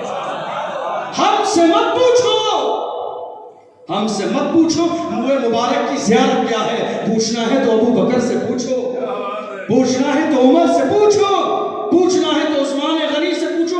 ہم تو بہت چھوٹے کمزور لوگ ہیں، ان کے ماننے والے ہیں. ہمارے آقاؤں کا یہی انداز تھا کہ مصطفیٰ کے بالوں کو لینے کے لیے دوڑتے تھے. ہم تو ان کے طریقے میں زیارت کے لیے دوڑ رہے ہیں. ہماری خطا نہیں ہے، یہ ان کے طریقے پہ چلنے کا ہمارا اپنا انداز ہے. سب کے سب نے بال لے لیے. اس کے بعد اللہ کے محبوب صلی اللہ علیہ وسلم منی تشریف لے گئے، جانثار بھی تشریف لے گئے.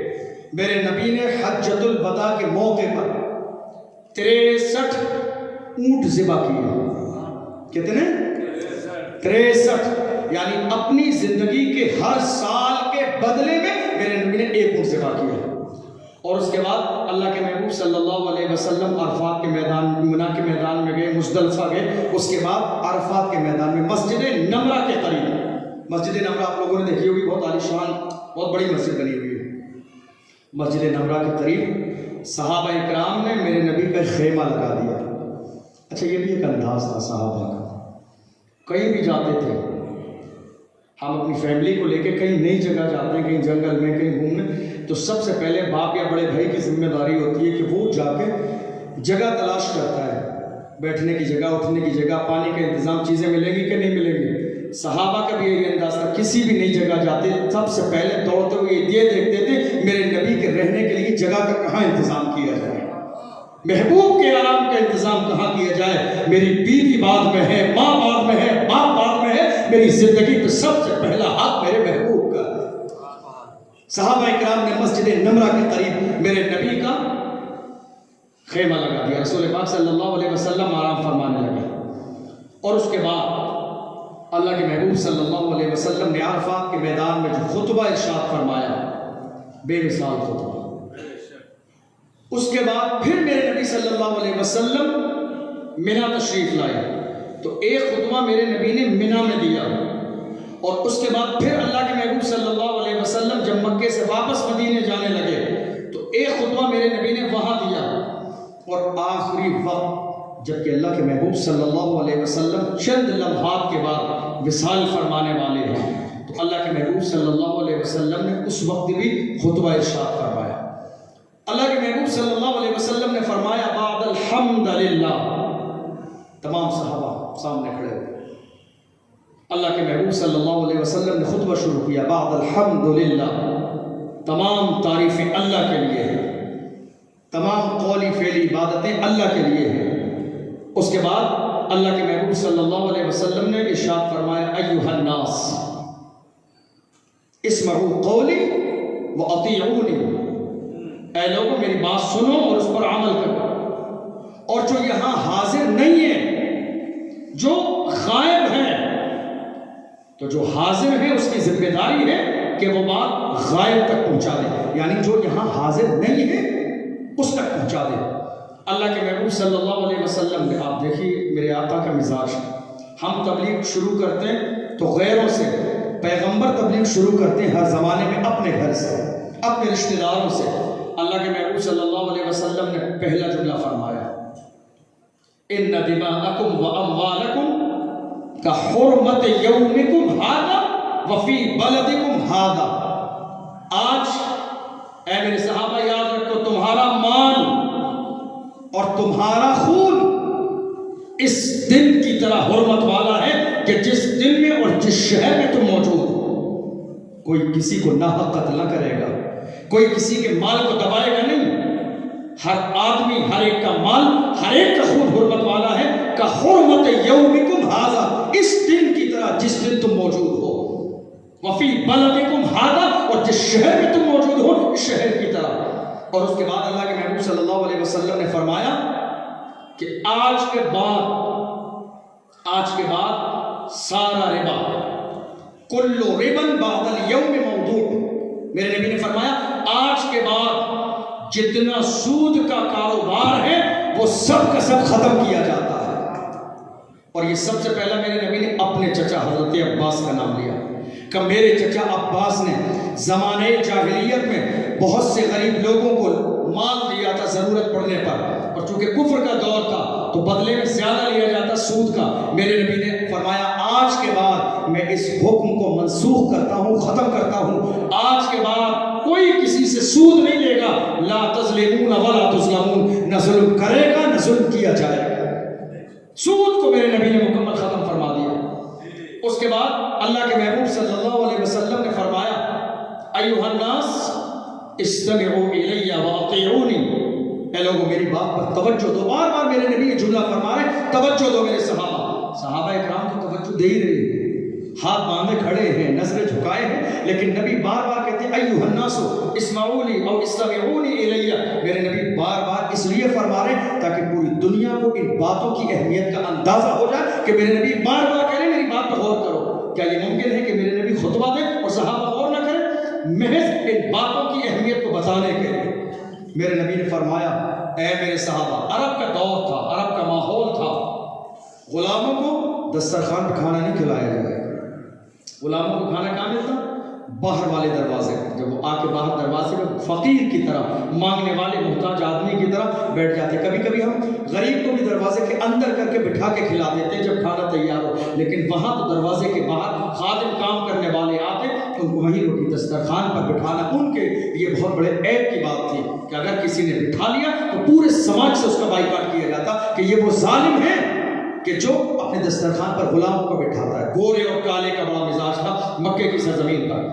میرے آقا صلی اللہ علیہ وسلم نے آخری خطبہ دیا، یہ مزاج آج بھی ہے، یہ مزاج گورے اور کالے کا آج بھی ہے۔ ہم رشتوں کے لیے جاتے ہیں، ہم ریلیشن بنانے جاتے ہیں، ہم سب سے پہلے چہرہ دیکھتے ہیں۔ میرے نبی نے چہرہ نہیں، کالے بلال کا دل دیکھا، چہرہ نہیں دیکھا میرے نبی نے، میرے نبی نے چہرہ نہیں دیکھا۔ چہرہ دیکھنے والا تو عتبہ تھا، چہرہ دیکھنے والا تو ربیعہ تھا، چہرہ دیکھنے والا امیہ بن خلف تھا۔ کاش امیہ بن خلف نے حضرت بلال کا چہرہ نہیں دل دیکھا ہوتا تو کوڑے نہیں مارتا، بلال کے قدموں کو چھومتا ہوا نظر آتا۔ میرے نبی نے چہرہ نہیں دل دیکھا، اور جب مصطفیٰ کے قدموں میں آ گئے تو کہتے یا رسول اللہ جب تک بکا نہ تھا تو کوئی پوچھتا نہ تھا، تم نے خرید کے مجھے انمول کر دیا۔ میرے نبی نے آج خطبہ دیا عرب کی سرزمین پر پوری دنیا کے سامنے۔ میرے نبی نے فرمایا لا فضل، پیغمبر کے جملے، پیغمبر کی زبان سے نکلنے والے اوریجنل جملے، میرے نبی نے فرمایا لا فضل لعربی علی عجمی ولا عجمی علی عربی۔ میرے نبی نے فرمایا کسی عرب کے رہنے والے کو کسی عجمی پر کوئی فضیلت حاصل نہیں ہے۔ زبان میں اللہ نے قرآن نازل کیا، جن کی زبان میں حدیث ہے، تو کہیں ایسا نہ ہو کہ وہ اپنی زبان کی وجہ سے اپنے آپ کو بڑا سمجھے۔ ہم ہندوستان میں رہنے والے ہم اجمی کہلاتے ہیں، ہماری زبان قرآن کی زبان نہیں ہے، ہم قرآن سیکھتے ہیں، ان کی زبان میں قرآن نازل ہوا تو ہم اجمی ہیں، وہ عربی ہیں۔ میرے نبی نے فرمایا لا فضل لعربی علی عجمی ولا لعجمی علی عربی، کہ آج کے بعد کسی عرب کے رہنے والے کو کسی اجمی پر کوئی فضیلت نہیں، سب برابر ہے۔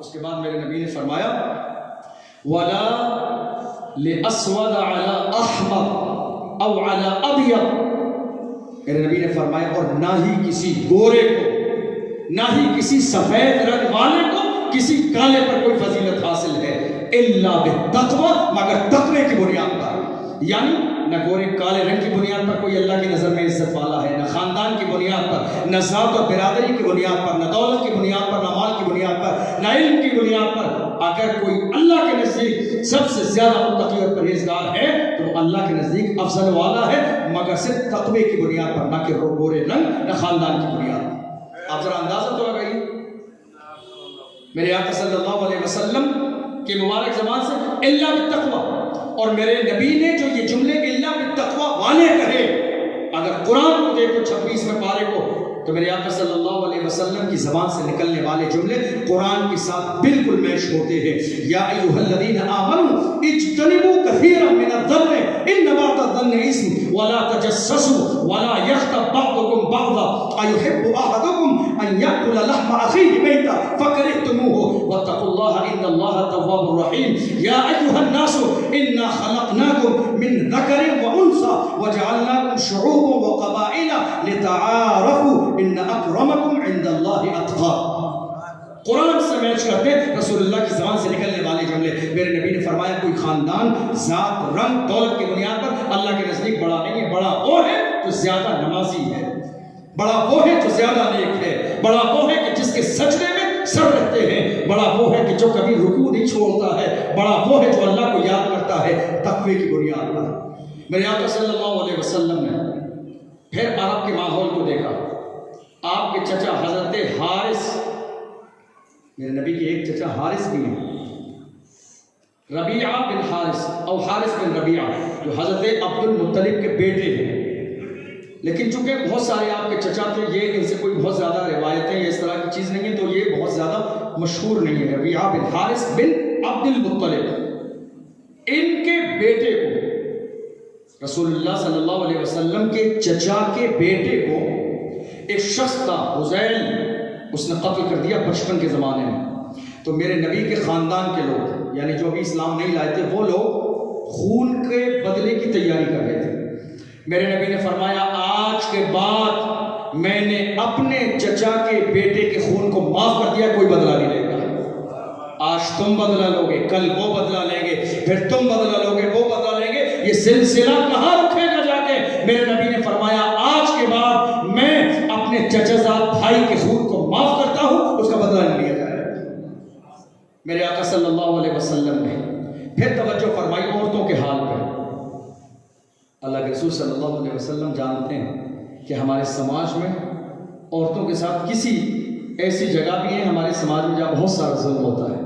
اللہ کے محبوب صلی اللہ علیہ وسلم نے فرمایا استوصوا بالنساء خیرا، اے لوگوں میں تمہیں عورتوں کے بارے میں بھلائی کرنے کی وصیت کر کے جا رہا ہوں، عورتوں کے بارے میں بھلائی کی وصیت کر کے جا رہا ہوں۔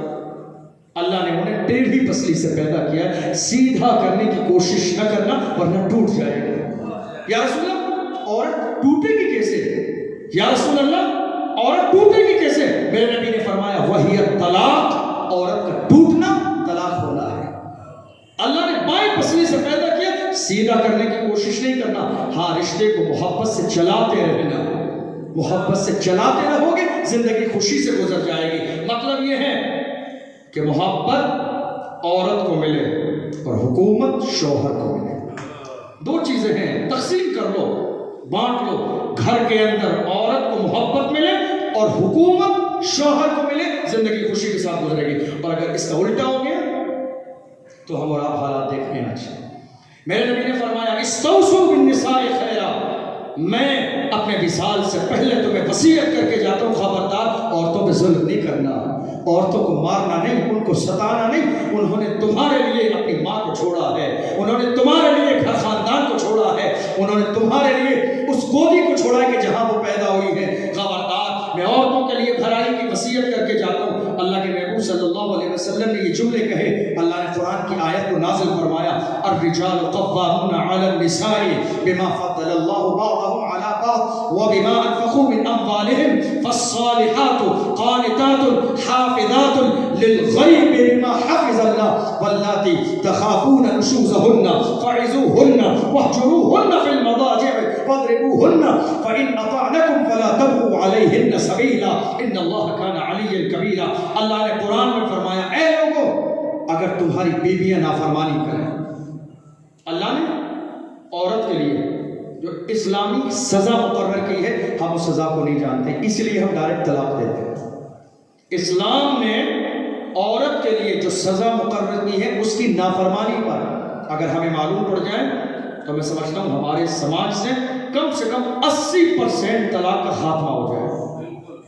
اسلام نے عورت کی غلطی پر جو سزا مقرر کی ہے قرآن کے 5ویں پارے میں ہے، واللاتی تخافون نشوزهن فعظوهن واهجروهن في المضاجع واضربوهن فإن أطعنكم فلا تبغوا عليهن سبيلا إن الله كان عليا كبيرا۔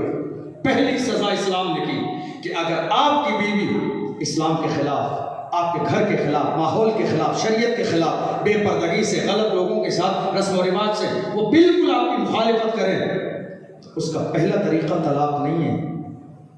ابغض الحلال، میرے نبی نے کہا ابغض الحلال الی اللہ الطلاق۔ جتنی چیزیں حلال ہیں ان میں سب سے زیادہ ناپسندیدہ چیز جو حلال ہے وہ طلاق ہے۔ اللہ اس کو پسند ہی نہیں کرتا۔ حلال ہے، اللہ نے ایک آپشن رکھا ہے دین کے اندر کہ اگر تمہاری زندگی میں ایسا موقع آ جائے کہ کسی بھی صورت میں تمہاری اور بیوی کے درمیان بنے نہیں تو جلانا نہیں، مارنا نہیں، گلا نہیں دبانا، پیٹرول نہیں چھڑکنا، گھر میں آگ نہیں لگانا، جب کوئی صورت نہ ہو تو عزت کے ساتھ اس کے باپ کے گھر پہنچا دینا۔ یہ آخری آپشن ہے، لیکن اسلام نے جو سزا مقرر کی ہے، آپ ذرا سزا کے بارے میں غور کیجیے۔ پہلی سزا اسلام نے، قرآن نے فرمایا جب تمہاری نافرمانی کی جائے تو پہلا کام بولنا بند کرو۔ اس سے بڑی سزا عورت کے لیے کوئی نہیں ہو سکتی۔ بولنا بند کر دو، نظر انداز کر دو، توجہ دینا بند کر دو۔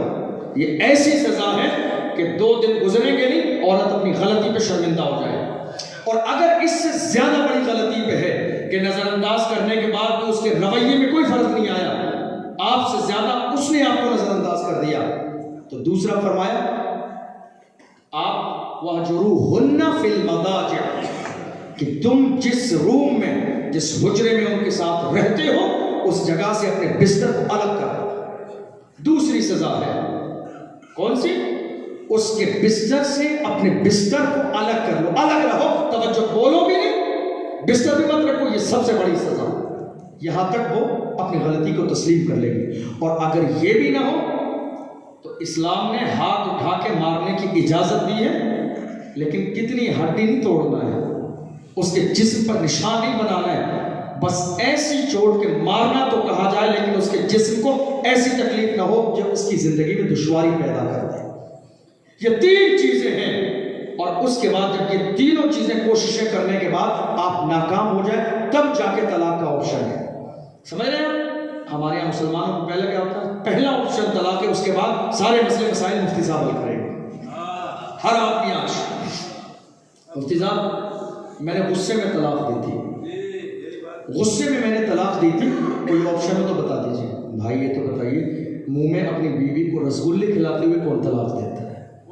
لوگ ہمیشہ طلاق دینے کے بعد اس بیوی کو جائز کرانے کی کوشش کرتے ہیں عالموں کے پاس جا کے کہ میں نے غصے میں طلاق دی، میں نے غصے میں۔ پیار میں کوئی طلاق نہیں دیتا، طلاق دی ہی غصے میں دی جاتی، یہ آپشن ہی نہیں ہے۔ لیکن مسئلہ یہ ہے کہ آپ طلاق دینے کے بعد عالم سے جا کے مسئلہ پوچھ رہے ہیں، کاش آپ کے گھر میں جب لڑائی ہوئی تھی طلاق دینے سے پہلے کسی عالم کے پاس جا کے بیٹھتے کہ میں اپنے گھر کے ماحول کو اسلام کے مطابق کیسے کروں۔ میں سمجھتا ہوں کہ وہ جب شریعت کا یہ قانون آپ کو بتاتا تو طلاق دینے کی نوبت ہی نہیں آتی۔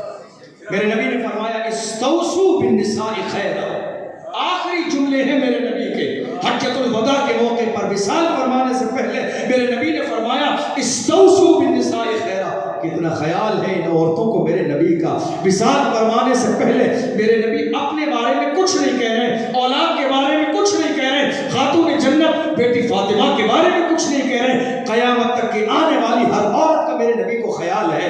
خبردار مارنا نہیں، خبردار جلانا نہیں، خبردار اس کو بیوہ نہیں کرنا، خبردار گھر سے باہر نہ نکالنا.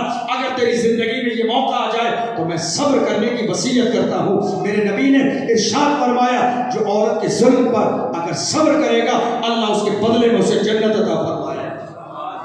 حدیث میں ہے جو عورت کے ظلم پر کسی بھی قیمت پہ اگر وہ صحیح نہ چلے تو کوشش کریں کہ صبر کر لیں. کیوں؟ اس لیے کہ مرد اور عورت کے دماغ کا بہت بڑا فرق ہے.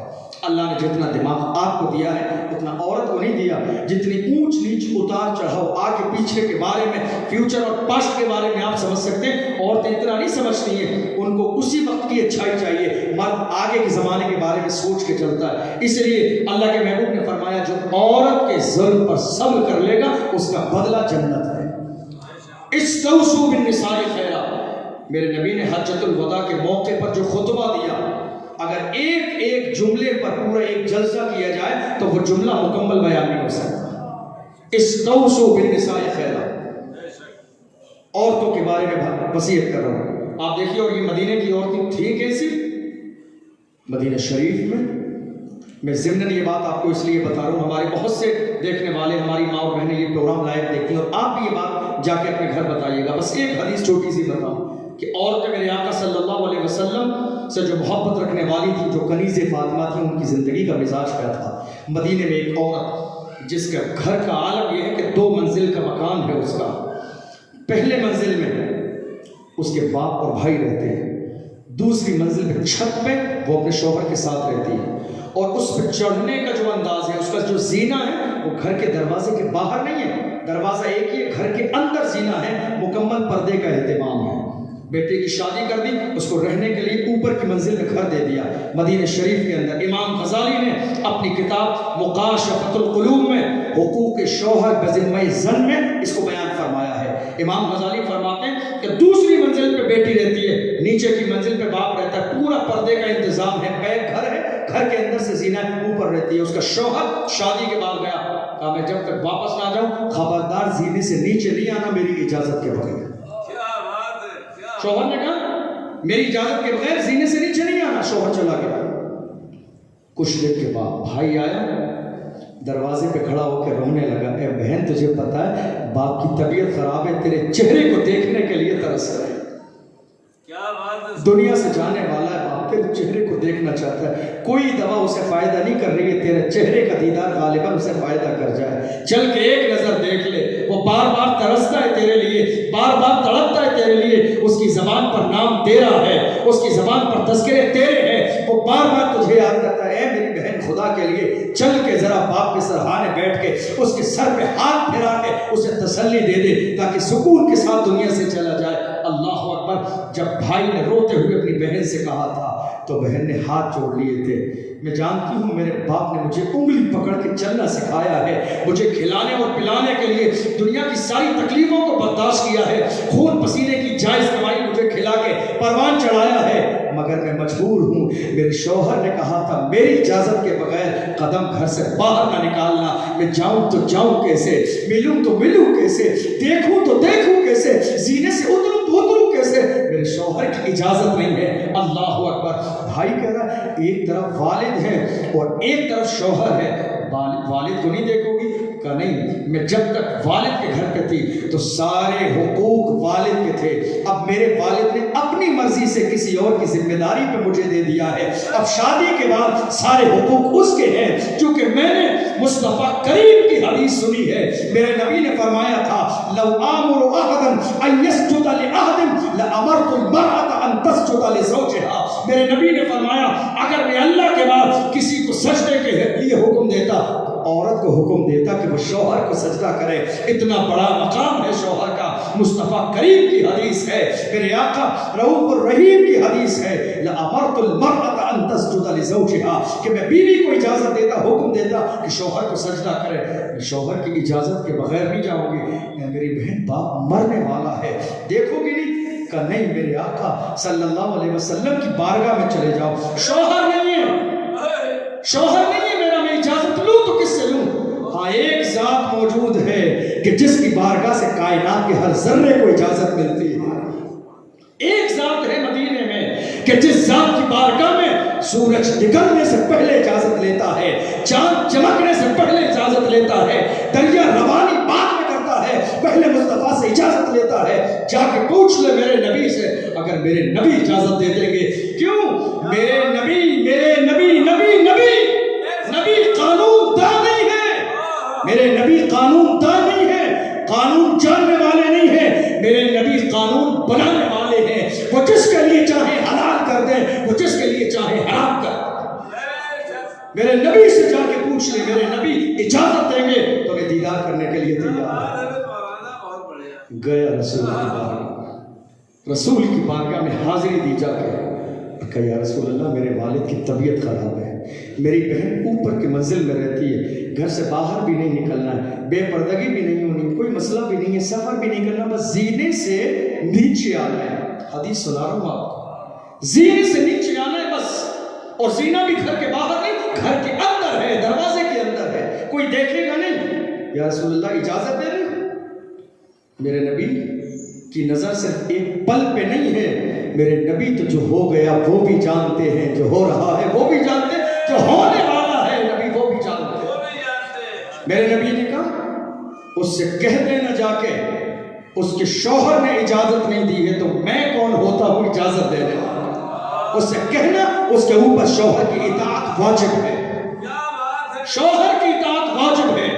ذرا اندازہ لگائیے، نبی قانون دان نہیں ہے، میرے نبی قانون دان نہیں ہے، میرے نبی قانون بنانے والے ہیں. چاہے تو حلال کر دے چاہے حرام کر دے، مگر میرے نبی نے کیا جملے کہے؟ میں کون ہوتا ہوں اجازت دینے والا. کیوں؟ میرے نبی نے اس لیے منع کیا، کل میں نے پابندی لگائی ہے، آج میں ہی اجازت دے دوں گا تو ہر آدمی میرے دروازے پہ آ کے اجازت لے گا. اسلام کا قانون بنے گا تو بنے گا کیسے؟ میرے نبی دنیا کو بتانا چاہتے ہیں شوہر کا مقام کیا ہے ایک عورت کے لیے. میرے نبی نے کہا بہن سے جا کے کہہ دے اس کے اوپر شوہر کی اطاعت لازم ہے. چلا گیا، بہن میں آ گیا ہوں رسول سے پوچھ کے، میں مجبور ہوں، اب میں ضد نہیں کر سکتا کیونکہ اللہ کے محبوب نے منع کر دیا ہے. بہن کی آنکھوں میں آنسو تو آئے، باپ کا غم ہے، دل میں خیال آ رہا ہے باپ کا، انگلی پکڑنے کا زمانہ یاد آ رہا ہے، ہاتھ سے توڑ توڑ کے لقمے کھلانے کا زمانہ یاد آ رہا ہے، کاندھے پہ بٹھانے کا زمانہ یاد آ رہا ہے، لباس پہنانے کا زمانہ یاد آ رہا ہے، اپنے منہ کا لقمہ بیٹی کو کھلانے کا زمانہ یاد آ رہا ہے. مگر کرے تو کیا کرے؟ شوہر کی اجازت نہیں ہے، جائے تو جائے کیسے؟ شوہر نے اجازت نہیں دی، نیچے آئے تو آئے کیسے؟ اللہ کے محبوب نے اجازت نہیں دی ہے. چند دن کا زمانہ گزرا اور اس کے بعد بھائی اب اور زیادہ تیزی سے روتا ہوا آیا، سسکتا اور بلکتا ہوا آ کے بہن کے دروازے پہ کھڑا ہو گیا. اے میری بہن، کیا میں نہ کہتا تھا کہ باپ جانے والا ہے؟ کیا میں نے نہ کہا تھا آخری چل کے دیدار کر لے؟ کیا میں نے نہ کہا تھا مصطفیٰ کریم سے اجازت لے لے؟ کیا میں نے نہ کہا تھا وہ باپ تیرے لیے ترس رہا ہے، وہ باپ تیرے لیے بلک رہا ہے، وہ تیرے چہرے کو دیکھنا چاہتا ہے، وہ تیری خوشبو کو محسوس کرنا چاہتا ہے، چل کے ایک بار دیکھ لے. اللہ اکبر. مگر اے میری بہن، تو نے ایک نظر باپ کے چہرے کو نہ دیکھا، چل چل کے اس کی مسحری کو کاندھا دے دے، اس کے چہرے کو آخری بار دیکھ لے، تیرا باپ دنیا سے رخصت ہو گیا ہے.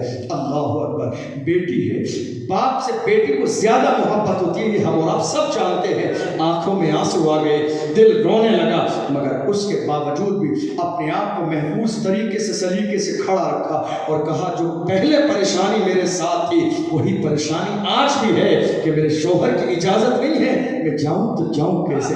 باپ کا جنازہ رکھا ہے مگر بیٹی جانے کے لیے تیار نہیں ہے کیونکہ شوہر کی اجازت نہیں ہے. ہمارے سماج میں یہ حدیثیں نہیں سنائی جاتی ہیں، ہمارے علماء اکرام یہ حدیثیں نہیں سناتے ہیں، نہ جانے ان کی نگاہوں سے یہ حدیثیں نہیں گزرتی ہیں. یہ حدیثیں آج بھی ایسی ہیں اللہ کے کرم سے کہ اگر جس کو سنایا جائے اس کے دل میں اس بات کا ضرور اثر پیدا ہو، کیونکہ میرے نبی کے جملے ہیں، کہا نہیں جا سکتی، مجبوری ہے. ہاں تم زیادہ کرتے ہو تو ایک کام کرو، ایک بار پھر رسول کی بارگاہ میں چلے جاؤ، شاید انتقال کی خبر سن کے میرے آقا کو رحم آ جائے، میرے نبی کو رحم آ جائے، اجازت دے. گئے یا رسول اللہ والد کا انتقال ہو، میں وہی ہوں جو 2-3 دن پہلے آیا تھا، والد بیمار تھے، اب انتقال ہو گیا، اب تو اجازت دے دیں. میرے نبی نے کہا بہن سے جا کے کہنا کہ شوہر کی اطاعت لازم ہے، حدیث ہے یہ، بہن سے جا کے کہہ دے کہ شوہر کی اطاعت لازم ہے۔ ایک طرف بہن کا استقامت اور استقلال آپ دیکھ رہے ہیں، لیکن ذرا اس بھائی کو بھی تو دیکھیں، بھائی کو بھی تو دیکھیں۔ آج کا بھائی ہوتا ہاتھ پکڑ کے کھینچتا چلا، وہ بھائی بھی ہے، وہ باپ بھی ہے، باپ بھی ہے، بیٹی کو آواز نہیں دی، مرنے والا ہے، ایک نظر دیکھنے کا دل کرتا ہے۔ میرے نبی نے کہا شوہر کی اطاعت لازم ہے، صبر کر لیا، دل پہ پتھر رکھ لیا، محبوب کی اجازت نہیں ہے، مرنا گوارا ہے، محبوب کی شان میں مخالفت گوارا ہے، آواز نہیں دی ہے۔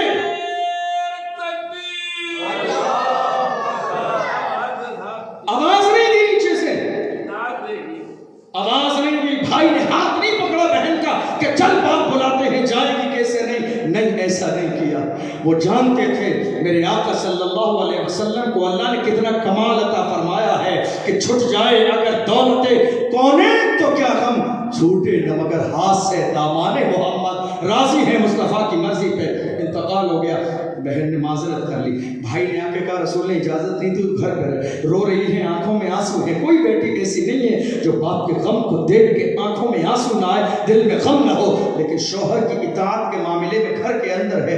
لے جا کے دفن کر دیا گیا، دوسرا دن آیا، دفن کے بعد دوسرا دن آیا، شین کا دن آیا ہمارے اعتبار سے۔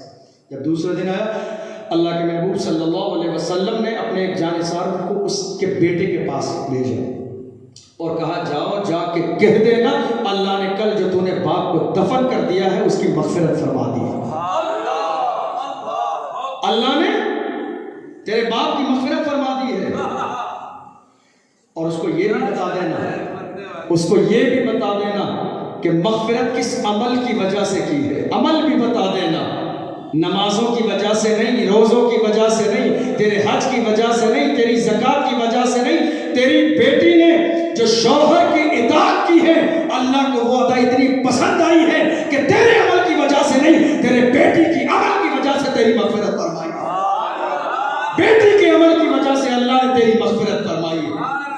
میرے نبی نے آخری خطبے میں کہا تھا، حجۃ الوداع کے موقع پہ عرفات کے میدان میں اللہ کے محبوب نے اعلان کیا تھا، استوصوا بالنساء خیرا، میں عورتوں کے بارے میں تمہیں بھلائی کی وصیت کر کے جا رہا ہوں، خبردار ان کو مارنا نہیں، ڈانٹنا نہیں، چلانا نہیں، جتنا ممکن ہو محبت کے ساتھ ان کے ساتھ زندگی گزارنا، محبت کے ساتھ پیش آؤ گے، وہ بھی سلامت رہے گی، تمہارا گھر بھی سلامت رہے گا۔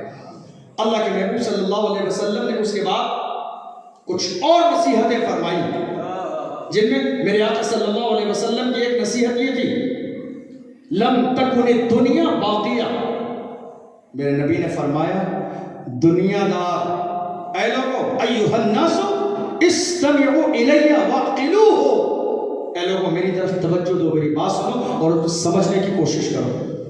میرے آقا صلی اللہ علیہ وسلم نے فرمایا لم تکن الدنیا باقیہ، یہ دنیا باقی رہنے والی نہیں ہے، یہ دنیا باقی رہنے والی نہیں ہے، اور جو دنیا دار ہے دنیا کو تلاش کرے گا اللہ اسے ذلیل فرما دے گا، دنیا اس کے قریب کبھی نہیں آ سکتی۔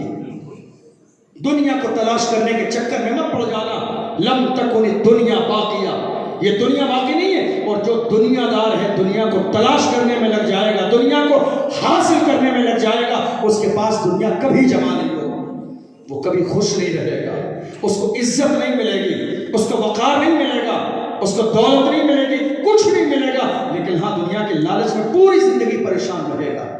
آج عالم یہ ہے، عام انسان نہیں، بڑے بڑے اچھے والے، علم والے، فضل والے، مولانا صاحب، حافظ صاحب، قاری صاحب لوگ بھی دولت اور مال کے پیچھے بھاگ رہے ہیں، سمجھ رہے ہیں، دولت کے پیچھے، مال کے پیچھے، چند سکوں کے پیچھے، یہاں نہ ملے تو بڑے جلسے میں چلے جاؤ اور بڑے جلسے میں چلے جاؤ۔ یہ دنیا کا مال ہے، یہ مٹنے والا ہے، یہ فانی ہے، یہ مٹنے والا ہے۔ قرآن میں اللہ نے فرمایا کل من علیہا فان ویبقى وجہ ربک ذو الجلال والاکرام، یہ دنیا مٹنے والی ہے، مال مٹنے والا ہے، زمین مٹنے والی ہے، وجود مٹنے والا ہے، عزت مٹنے والی ہے، خاندان مٹنے والا ہے، باقی رہنے والی اللہ کی ذات ہے۔ اس اللہ کو راضی کر لو، اللہ کو راضی کر لو گے تو تمہارا نام بھی باقی رہے گا، تمہارا کام بھی باقی رہے گا۔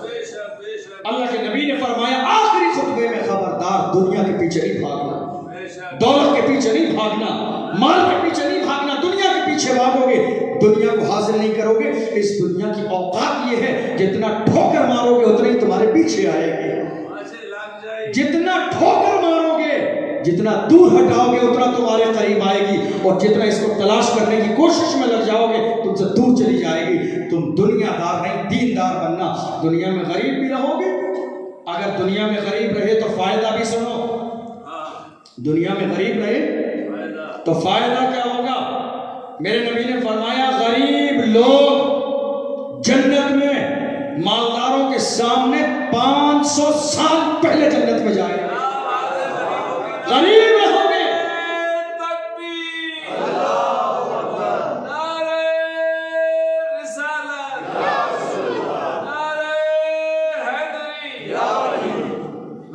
गरीब रहोगे तो फायदा ये होगा कि मालदारों के सामने तुम्हें 500 साल पहले जन्नत में ले जाया गया। या रसूलल्लाह क्यों? मालदारों से पहले क्यों? गरीबों को पहले क्यों? फरमाया उनके पास ज्यादा माल है तो वो तो हिसाब किताब दे रहे होंगे, जिनके पास है ही नहीं उन्हें हिसाब किताब देना क्या है? अल्लाह 500 साल पहले उन्हें जन्नत अता फरमाया। मेरे नबी ने फरमाया दुनियादार नहीं बनना, दुनिया के लालच के चक्कर में मत पड़ना, तुम अपना मामला अल्लाह पे छोड़ देना। जब अल्लाह देने पे आता है तुम पुकारो तो सही, उसे मांगो तो सही, दामन फैलाओ तो सही, झोली फैलाओ तो सही। जब अल्लाह से मांगते हो अल्लाह रिस्क ऐसी जगह से देता है जहां तुम्हारे वहम गुमान में भी नहीं होता है। अल्लाह ऐसी जगह से दरवाजे खोलता है, जब एक दरवाजा तुम्हारे लिए बंद होता है तो अल्लाह 10 दरवाजे तुम्हारे लिए खोल देता है। परेशान मत हो, कुरान कह रहा है इन्नल्लाह हुवा रज़्ज़ाक़ु ज़ुल क़ुव्वतिल मतीन, रिस्क देने का वादा तो अल्लाह ने लिया है। जब सुबह उठते हो तो भूखे और प्यासे होते हो, जब सोते हो तो अल्लाह खिला के सुलाता है, अल्लाह पिला के सुलाता है। मेरे आका सल्लल्लाहु अलैहि वसल्लम ने उसके बाद गुलामों के बारे में फरमाया। मेरे नबी ने फरमाया खबरदार ये गुलाम तुम्हारे हाथों में अमानत है, इनकी ताकत से ज्यादा काम नहीं लेना, इनकी हिम्मत से ज्यादा काम नहीं लेना। इनकी ताकत और हिम्मत से ज्यादा काम लोगे तो याद रखो क़यामत के दिन तुम्हें इसका जवाब देना है अल्लाह के सामने। अल्लाह के महबूब सल्लल्लाहु अलैहि वसल्लम जब आए थे तो मैंने कहा ना दस्तरखान पर खाना नहीं खिलाया जाता हूँ, दरवाजे के बाहर गुलामों को पूरे दिन काम करते, खाना बनाना उनका काम है, खेती करना उनका काम है, ऊंट चराना उनका काम है, दूध निकालना उनका काम है, कपड़े तैयार करना सारे काम उनके हैं। तब कोई परहेज नहीं है, दस्तरखान पे बिठाने में इन अरब वालों को परहेज था। लेकिन जब मेरे नबी आए हैं मदीने में ऐलान कर दिया जितने गुलाम हैं जिनके लिए कोई दस्तरखान नहीं है उनके लिए मोहम्मद ने दस्तरखान बिछाया है, आओ मेरे दस्तरखान पे आ जाओ ताकि दुनिया जान ले किसी की कोई फजीलत नहीं है, फजीलत वाला वो है जो ज्यादा मुत्तकी और परहेजगार है। खानदान की बुनियाद पर इज्जत नहीं है, रंग की बुनियाद पर इज्जत नहीं है, पैसों की बुनियाद पर इज्जत नहीं है, जात और बिरादरी की बुनियाद पर इज्जत नहीं है। इज्जत तक़वे की बुनियाद पर है, इज्जत नमाज की बुनियाद पर है, इज्जत अल्लाह की रजा की बुनियाद पर है। जो जितना ज्यादा मुत्तकी है वो अल्लाह का जितना ही ज्यादा करीबी है। सारे गुलामों को मेरे नबी ने दस्तरखान पे बिठा लिया, लोग हैरान कर रहे हैं। मेरे आका सल्लल्लाहु अलैहि वसल्लम ने एक चीज और फरमाई, वमन इद्दआ इला गैरि अबीहि, बहुत अहम बात, वमन इद्दआ इला गैरि अबीहि फअलैहि लअनतुल्लाहि वल मलाइकति वन नास अजमईन, कि जिसने दुनिया में अपनी निस्बत अपने बाप के अलावा किसी और की तरफ की उस पर लोगों की, अल्लाह की, फरिश्तों की, सब की लानत। नहीं समझ आई बात? अपनी निस्बत बाप के अलावा, बाप बदल लिया कैसे? मैंने अपनी आंखों से खुद देखा है, बहुत सारे लोग मेरे बचपन के जिनको मैं जानता हूँ पहले भीख मांगते थे। क्या करते थे? भीख मांगते थे। कारोबार सेट किया उन्होंने, मालदार हो गए, अल्लाह ने दौलत दी तो मालदारी के साथ साथ शाह के साथ शाह को हटा के उन्होंने सैयद लगा लिया। यही है बाप की निस्बत किसी और तरफ। सैयद साहब हो गया, आले रसूल लिखने लगे। कल तक भीख मांगते थे, आज सैयद साहब हो गए, आले रसूल। यही है अपना नसब बदल लेना, यही है नसब बदल लेना। मेरे नबी ने आखिरी खुतबे में फरमाया था खबरदार खबरदार, नसब बदलने की बुनियाद पर कामयाब नहीं होगे। नसब बदलोगे तो अल्लाह तुम पे लानत भेजेगा, फरिश्ते तुम पे लानत भेजेंगे, क्योंकि तुम्हारे लिए नसब बदलने में इज्जत नहीं है।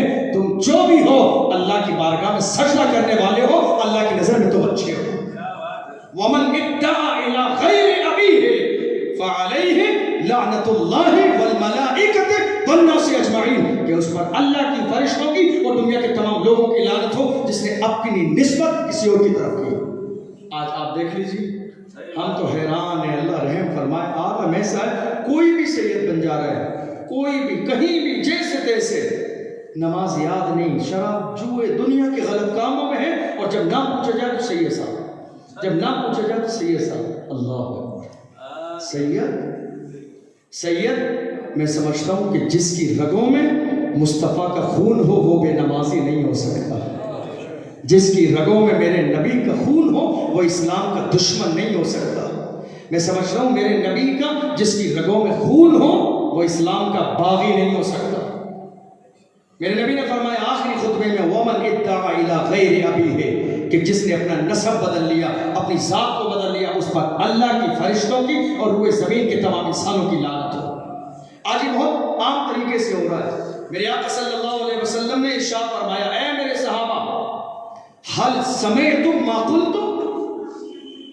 میرے نبی نے, میں نے پہلی شروع میں کہا تھا کہ حضور نے پہلے عرفات کے میدان میں ایک خطبہ دیا, پھر مینا کے میدان میں دیا, پھر مینا سے واپسی کے موقع پر ایک خطبہ دیا, اور حضور صلی اللہ علیہ وسلم نے وصال کے وقت میں خطبہ دیا. یہ آخری کئی خطبے ہیں. حجۃ الوداع کا خطبہ بہت زیادہ مشہور ہے. میرے آقا صلی اللہ علیہ وسلم نے فرمایا اللہ ایک ہے, میں اللہ کا پیغمبر ہوں, قرآن اللہ کی کتاب ہے. میرے نبی نے فرمایا ما ان تمسکتم لن تضلوا بعدی ابدا کتاب اللہ و سنت نبیکم. اللہ نے مجھے 2 چیزیں دی اور میں 2 چیزیں تمہارے درمیان چھوڑ کے جا رہا ہوں. لن تضلوا بعدی ابدا, اگر تم مضبوطی سے تھام لو گے تو زندگی میں کبھی گمراہ نہیں ہوگے. کتاب اللہ و سنت نبیکم, اللہ کی کتاب قرآن عظیم اور تمہارے محبوب کی زبان حدیث شریف. 2 چیزیں چھوڑ کے جا رہا ہوں. میرے نبی کا آخری خطبہ ہے. ابو بکر صدیق بیٹھے بیٹھے رونے لگے خطبہ سنتے سنتے. لوگ حیران ہیں, صحابہ کا لمبا سا مجمع لگا ہوا ہے, ابو بکر رونے لگے. لوگ کہہ رہے ہیں پتہ نہیں بوڑھے شخص کو کیا ہوا ہے, حضور خطبہ دے رہے ہیں یہ رونے لگے. کیونکہ صحیح بات یہ تھی کہ جتنا اس خطبے کو میرے نبی کے بعد ابو بکر نے سمجھا تھا کسی اور نے اتنا نہیں سمجھا. ابو بکر سمجھ گئے تھے میرے نبی یہ ساری باتیں اس لیے فرما رہے ہیں کہ چونکہ وصال یار کا وقت آ گیا, پردہ فرمانے کا وقت آ گیا. ابو بکر رونے لگے. اور اس کے بعد میرے آقا صلی اللہ علیہ وسلم نے فرمایا 2 چیزیں چھوڑ کے جا رہا ہوں, اللہ کی کتاب اور تمہارے نبی کی زبان سے نکلنے والے جملے. آج ہمارے زمانے میں, ہمارے دور میں مسلمانوں میں فساد کیوں ہے؟ فساد کیوں ہے؟ آپ مسجدوں کے معاملات کو دیکھ لیجئے, مدرسوں کے معاملات کو, جلسوں کے معاملات کو, سب سے زیادہ فساد ہے. وجہ کیوں ہے؟ کیونکہ کوئی قرآن پر عمل کرنے والا نہیں ہے, حدیث کو سمجھنے والا نہیں ہے. ہر آدمی کے اپنے نفس کا مسئلہ ہے کہ میری مانی جائے, مجھے بڑا سمجھا جائے, میری رائے رکھی جائے, مجھے آگے بڑھایا جائے. فوٹو میں سب سے میں آگے آؤں, ویڈیو میں سب سے آگے میں آؤں. یہ مزاج آج دنیا نے بنا لیا ہے. ورنہ وہ مزاج جو صحابہ کرام کا تھا کہ نہ تیری مانی جائے گی نہ میری مانی جائے گی, مانی وہی جائے گی جو اللہ کا پیغام ہے, جو رسول کا پیغام ہے. میرے نبی نے یہ فرمایا تھا 2 چیزیں چھوڑ کے جا رہا ہوں, اگر ان کو مضبوطی سے تھام لوگے کبھی گمراہ نہیں ہوگے, کبھی تمہاری زندگی میں پریشانی نہیں آئے گی. ایک قرآن عظیم ہے اور دوسرا میری حدیث ہے.